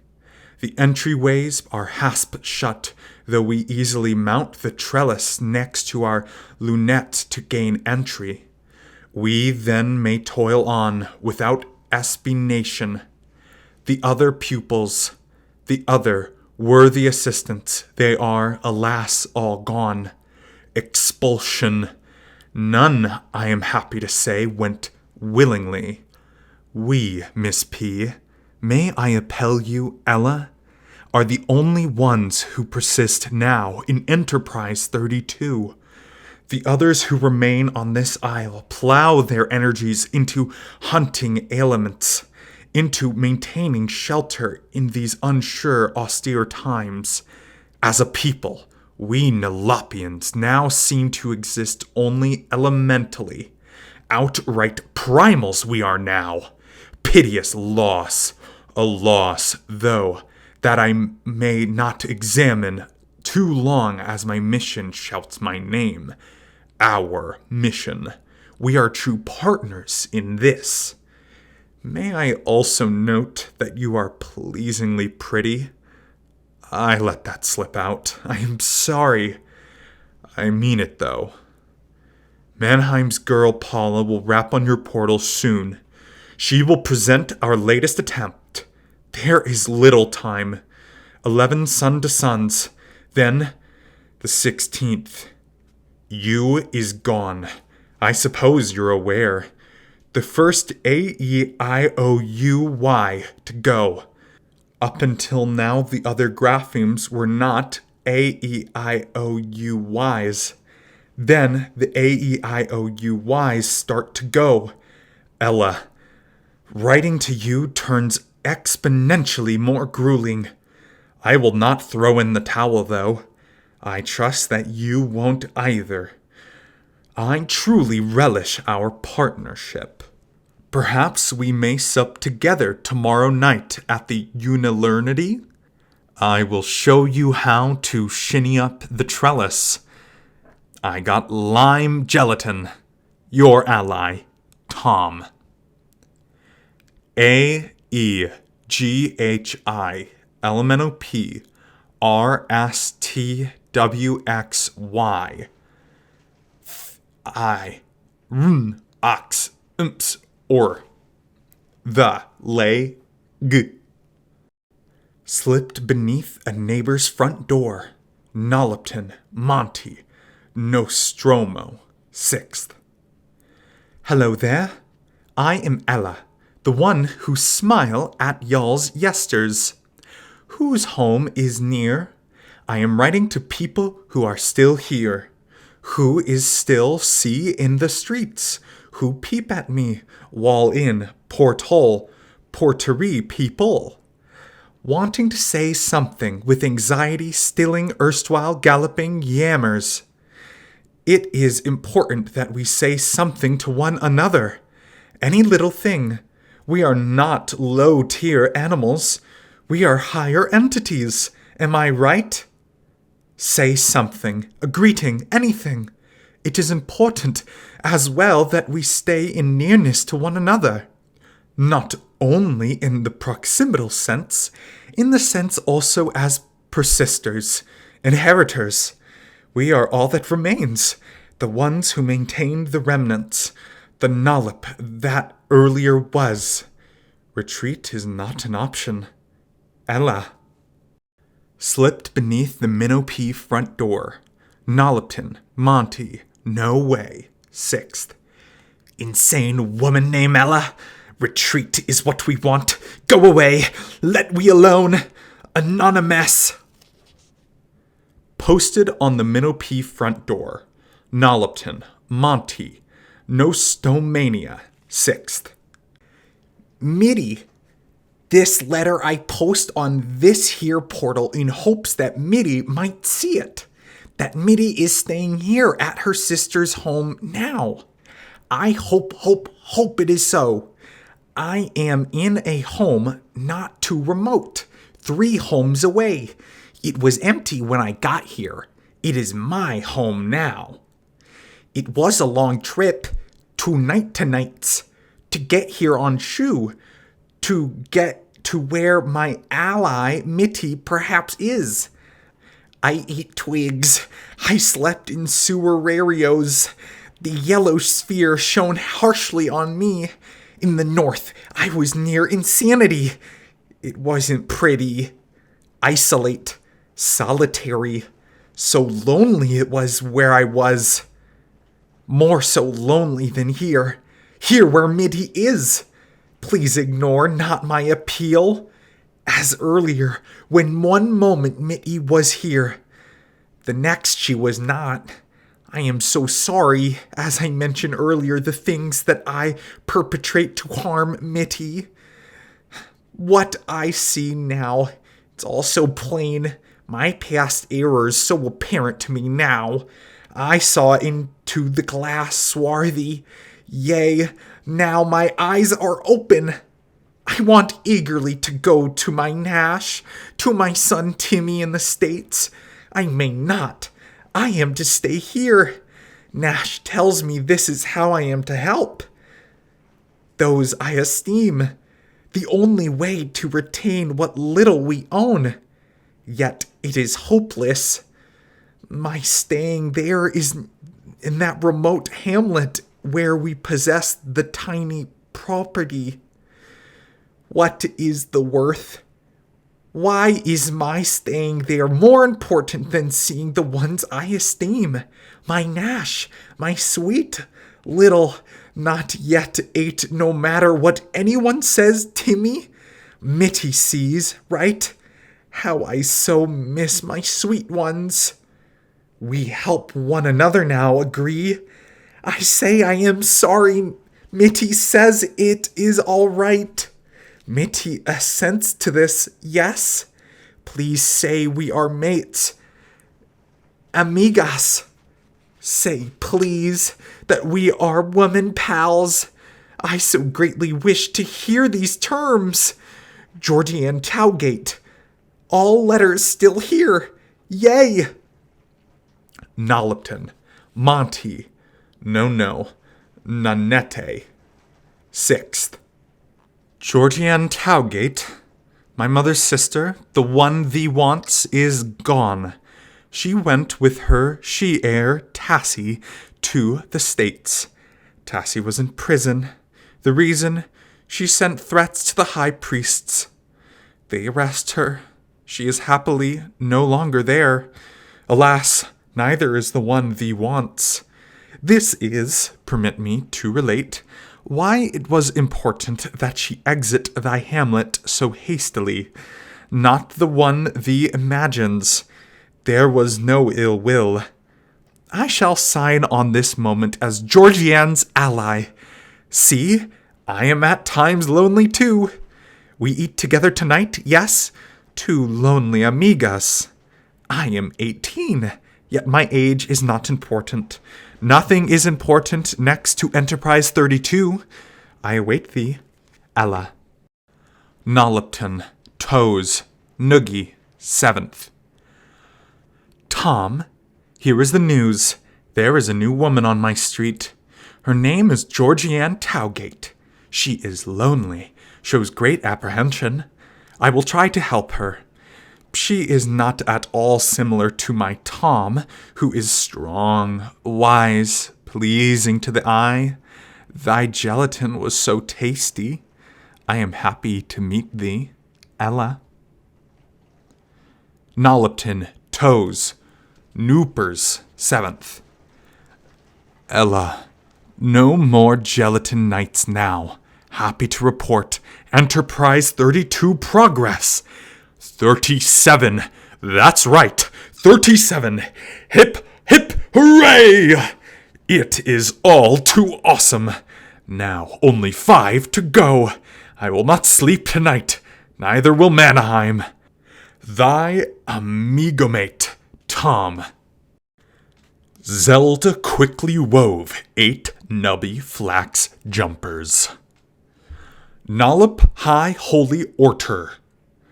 Tuesday, November 7th. Greetings, Nollopians. This is to inform you of Statute 28 through 63, passed this morning with implorement from High Elter R. Little. Henceforth, citizens may in graphy only express themselves when warrant through use of proxy letters, yet only as here-twins. Any attempt to employ here-twin graphemes in orality will warrant the most severest penalties yonter the law. Is this what Mr. Nollop would want? On this we are not certain. However, you may write to one another in this manner, until we rule otherwise. Sincerely, Hamilton Ferguson. Nollopton, Tuesday, November 7th. Ella, yesters we opened the portal to a Mr. M, who is employed with the Pentapriests. He was let go. Furt lost his apartment in governmental homeplex. He has tales to tell, Ella. There are loonies, paranoias at the helm, intoxitipsy on raw, intemperance power. 2 of them seem to worry little what Nollop's wishes are, so entirely at ease they are with the power Nollop supposedly grants them. 2 others, though, are the total opposite, monasterian hermits, lashing one another with relish whips when either of them effing things about a sin letter. It seems that Little alone remains in possession of his sanity. Other news. Last night, my sister's man was standing beneath the cenotaph when a new tile plunged, the tile with the letter X. It hit him right on his head. The priests are there pronto to get the tile. They see my sister's man lying there, eyes not open. They gather the tile pieces. They stroll away, not even looking at him, totally ignoring Ingert man. He meant nothing to them.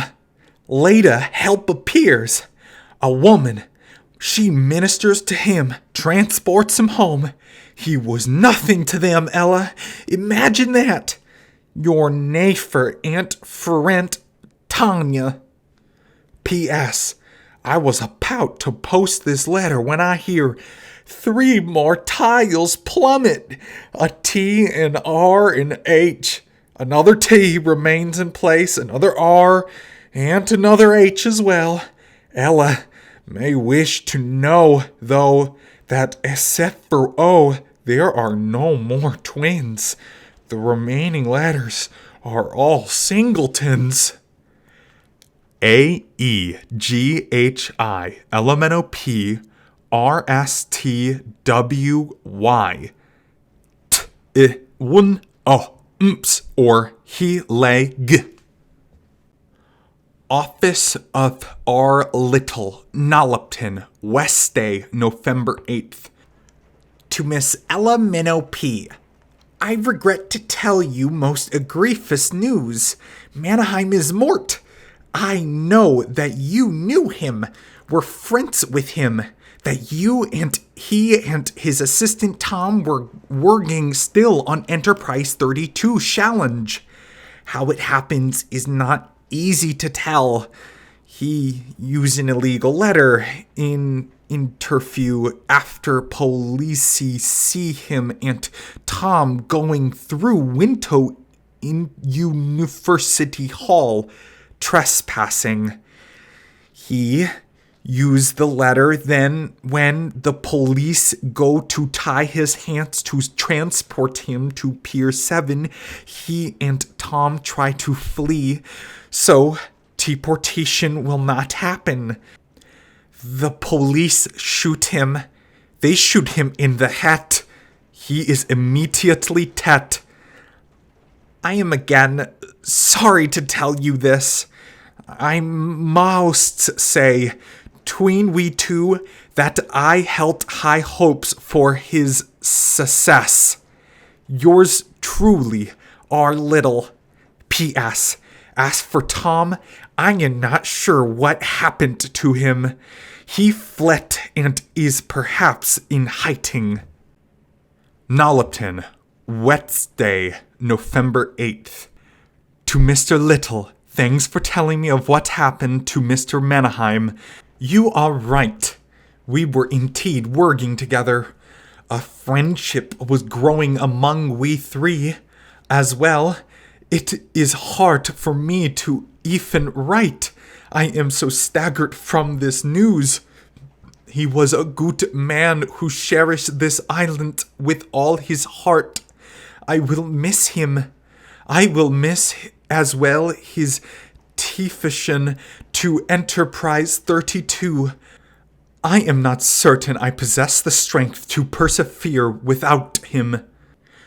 You were successful in getting the whatever you're naming yourselves now to pass Statute 2863. Why not turn all your energy over to turning all the heinous lipogrammata statutes, restoring this island its dignity? I have not heard from Tom. I am worried about his safety. Sincerely, Ella. Office of R. Little, Nollopian, Thursday, November 9th. To Ella Minnow Pea, you are soliciting the impossible. Miss P. Surely you know that now. I suggest you get to work. Mannheim would want it this way. Insistently, I will let you know if young Tom appears. Sincerely, R. Little.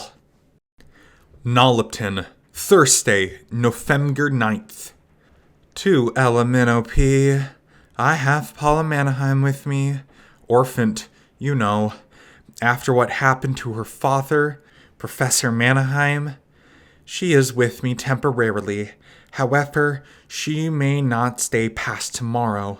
She has no other relatives to go to, not here or in the States. I have too many other foster youths to tend to, so I am sending her to you. Sincerely, Marigold, Shropshire. Slip beneath Ella's front door. Early Friday morning. Ella, I am alive and well. Please don't worry about me. I have made this one furtive midnight foray to leave this note. As much as I wish to see you, and until this nightmare is over, I may not again emerge from my effugitive's hiding place. Enterprise 32 is all yours now. God grant you to me the strength to see it to its finish. Your friend, Tom. Nollopian, Friday, November 10th.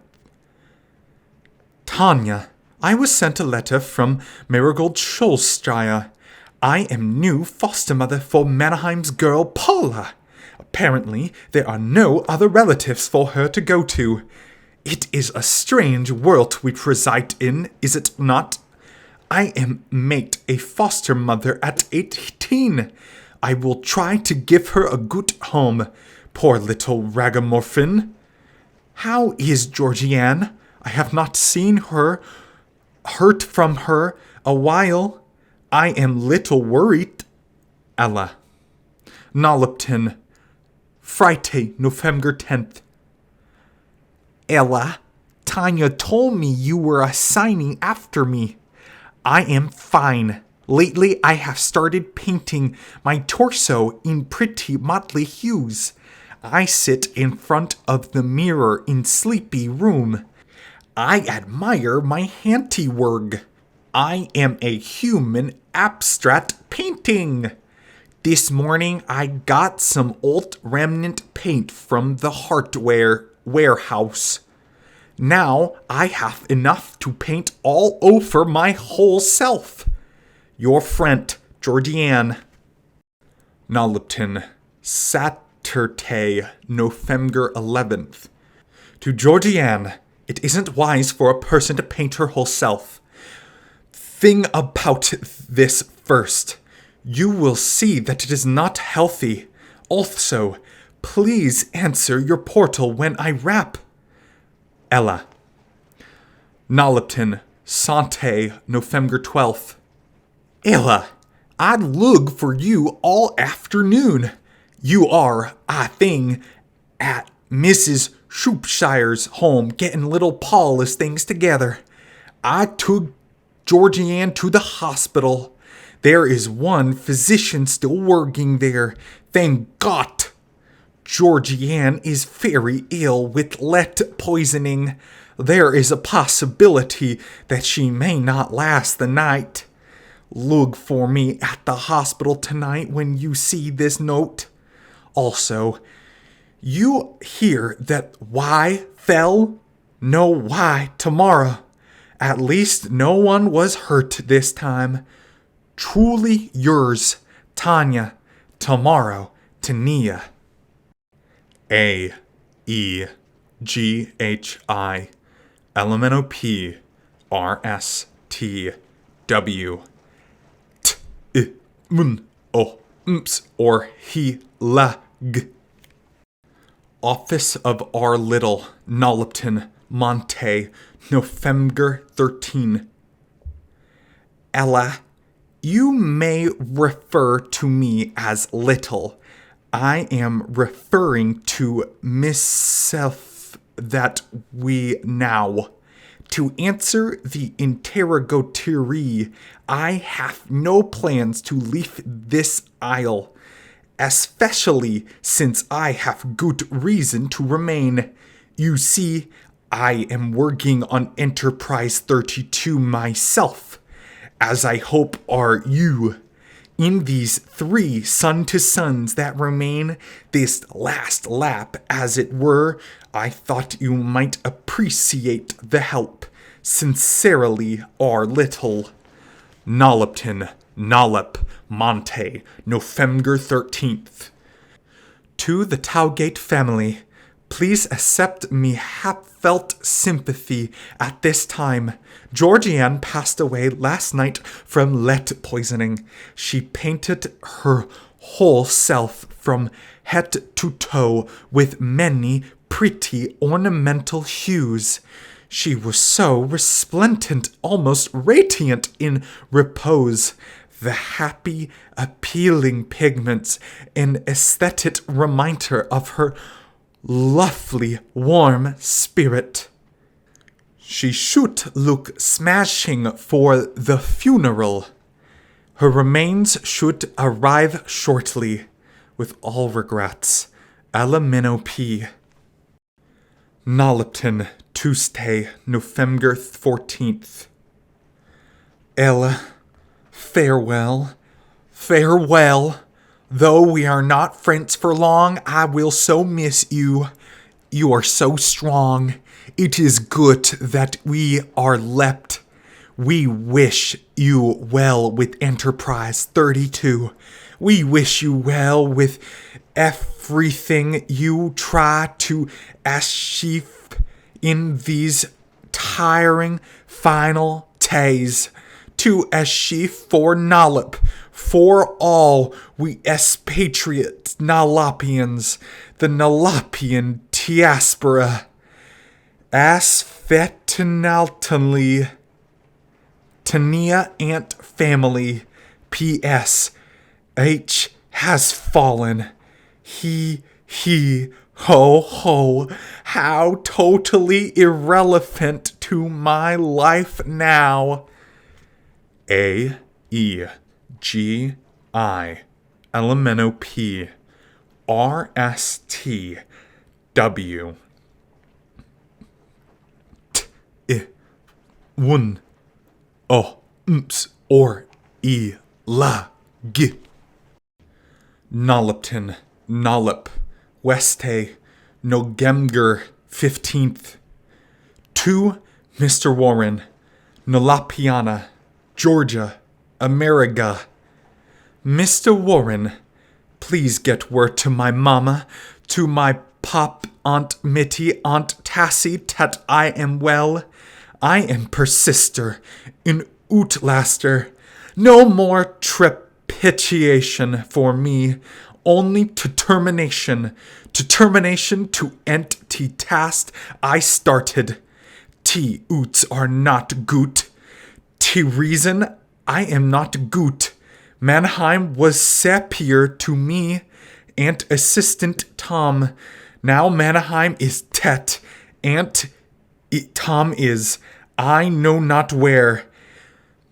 All I am is present, positioning, stringing letters together, 26 into 32, until tea time runs out, until it all stops, until silence, until Nollop is no more, no more. Although I know that Nollop isn't going anywhere. The reason I am not going away. I will learn to twog in numerals I will learn sign language. Anything to stay in Nollop. I, Mr. Little, anti-sparsy people still strolling Nollop Santy, salty air seaside, guessening at sunrise, too glorious place into words. We will possess these things always. Nollop tro also in our memories, deep within our souls. I miss you all deeply. I am sorry to admit, Mama, that I presently a snoop. I read letters, dear sweet letters you wrote to Pop, warm engaging letters Pop wrote to you, some old, some new. All you guests know would see.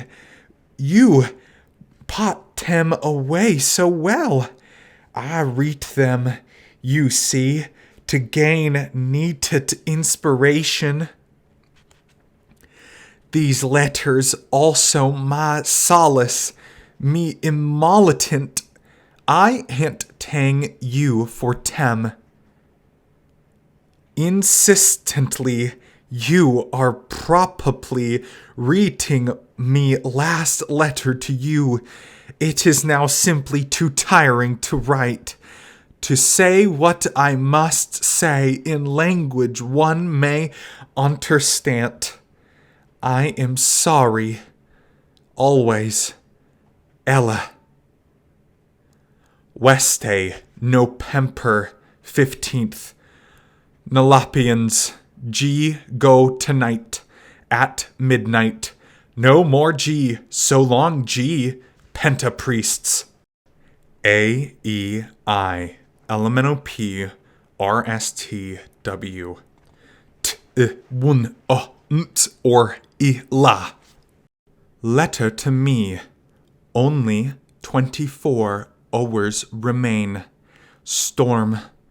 Tiles plop. 8 tiles plomp plomp all in one night. T ent is near. Solon A. Solon E. Nice to know you. Solon I. Solon R. Are you lonesome tonight? Solon S. Solon T. Solon W. Solon O twin. Remnant twin is all alone now. Now only 5 remain. At 12 time, only 5 remain. Where is that paint? Sincerely, Ella. L M N O P. O. L. Elemental P. No mo nollop pump. No mo nollop poo poo. No mo 4 pop 1 mole nollop lulu poop. No mo plop plop plop plomp. No mo nollop. No mon. No. Oh no. Oh.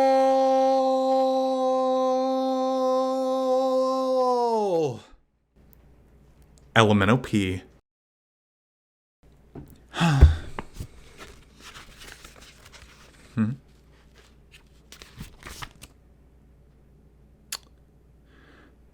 Put them in one of them little crates. They'll be easier to convey that way.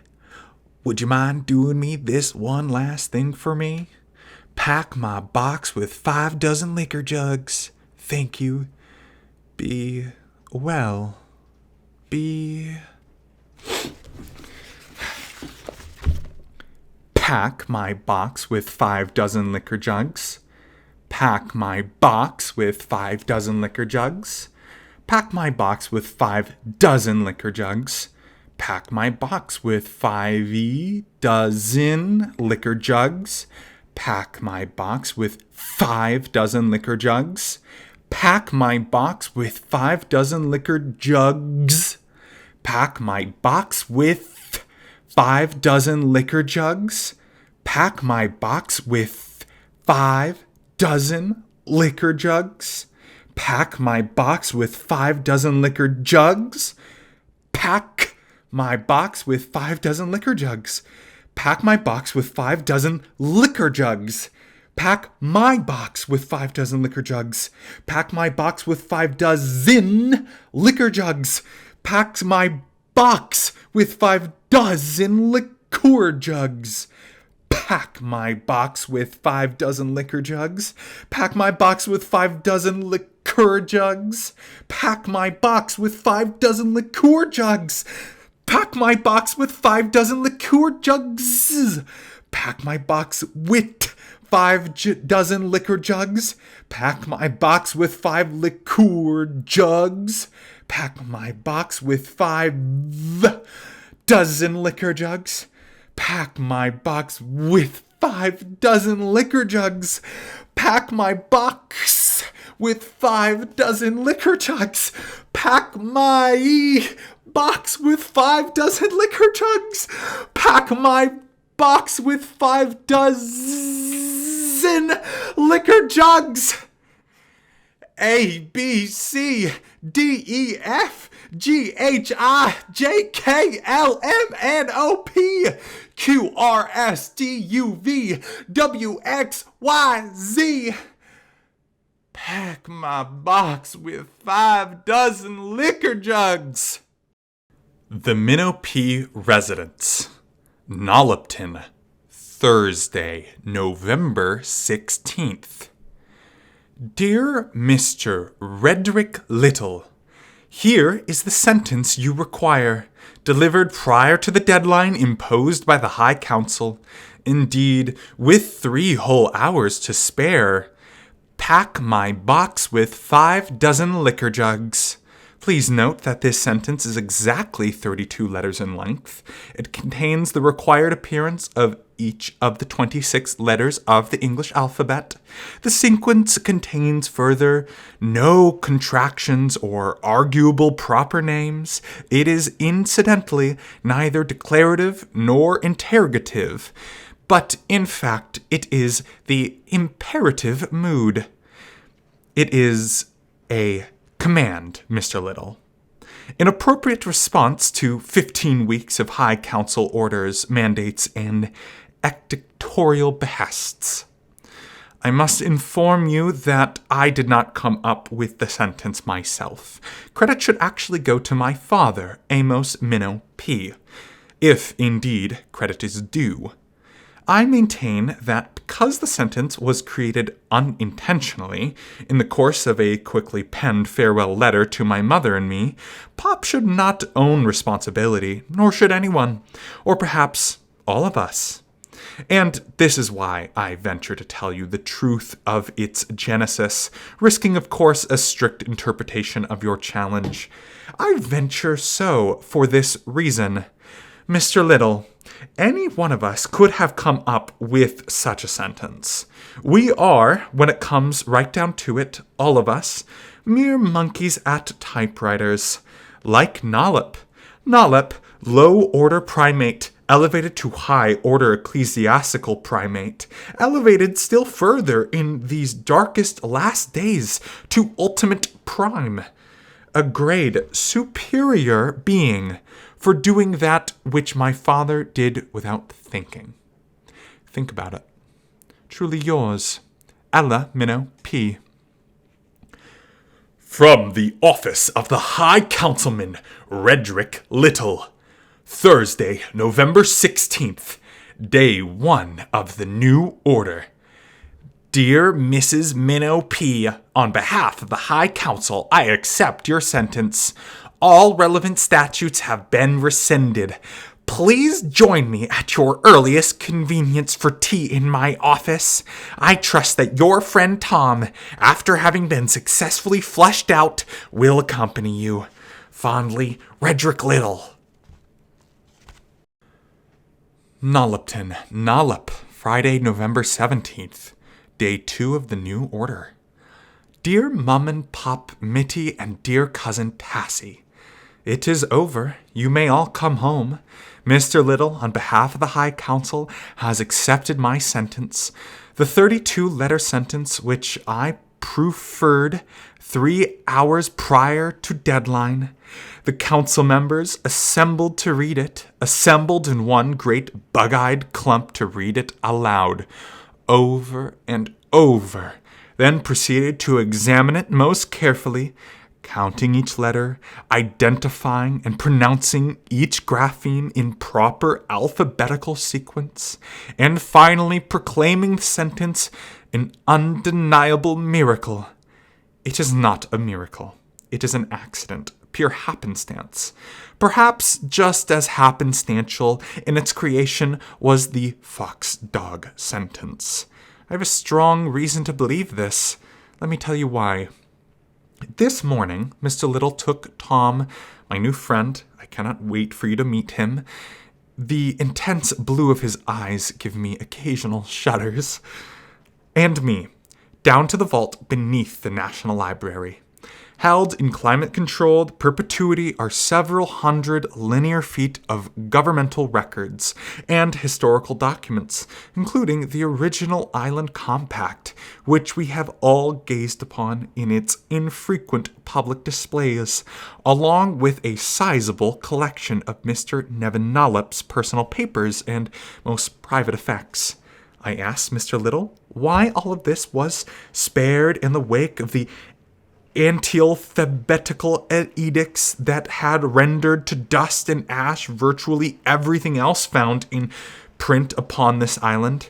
It seems that efforts were indeed underway to find masons to seal off the vault, entombing it behind solid brick wall, bearing as its unintended time capsule these immurement-destined remnants of a time when discourse came without stricture, without posthumous Nollopian challenges come curses. Among those papers, Tom and I discovered a book, an aptly illustrated children's storybook with Nollop's name scrawled in childlike letters upon the title page. The book told the tale of a dog who does not wish to participate in a fox hunt. A lazy dog who would go so far as to permit a fleet fox to leap directly overhead rather than lift a single paw to pursue him. In his juvenile hand, Nollop had kid-crabbed the following: "Oh, you lazy dog! The brown fox is so quick, and you are so lazy. Bad dog, bad dog." Of course, there are those who believe that Nollop was too stupid to concoct the national sentence from even these obvious elements. It could very well be that someone else wrote it, and he took full credit. I would not put it past him. All the council members, save Little, have tendered their resignations. Immediately thereafter, Harton Mangrove attempted suicide with his necktie. It was a clumsy attempt and quickly foiled. Following our excursion to the vault, Little, Tom, and I proceeded to the cenotaph, climbed on top, and with sledgehammers in hand, initiated in earnest the act of destructive revisionism. Others among the few of us still left on the island jubilantly joined in. There followed a celebratory bonfire and weenie roast. We exercised our newly liberated vocabularies until dawn. As we were all gathering for breakfast, courtesy of an early morning raid on the amply stocked Willingham family larder, we learned that Harton Mangrove had again tried to take his own life, this time by repeatedly whacking himself in the head with a heavy wooden rolling pin. He was left stunned on his kitchen floor by his wife and 3 young sons, who were late for their 7 a.m. slink off for Florida, where they would soon be taking up permanent residency. Reports are in conflict as to what Mangrove mumbled as he lay dazed upon the floor, painfully clutching his lumpy head. One witness attested to the following. I am floundering upon the shoals of despair, forsaken by great powerful Nollopians. Another heard simply, Somebody please get me a headache powder. I think I juggled my brains. There were some among the survivors who wanted to erect a monument to me, others thought Pop, as the actual creators of the sentence that was to serve as the vehicle for our emancipation, deserving of all the national approbation. I suggest that neither of us was an appropriate candidate given the fortuity of the sentence's conception, but this fact does not preclude the erection of some other concrete memorial to those who lost life, property, strips of dorsal, epidermis, or sanity to the tyrant of the last 4 months. I suggested further that the following might be sculpted: a large box filled with 6 tiny moonshine jugs, piled high, toppling over, corks popping, liquor flowing, disorder to match the clutter and chaos of our marvelous language, words upon words, piled high, toppling over, thoughts popping, correspondence and conversation overflowing.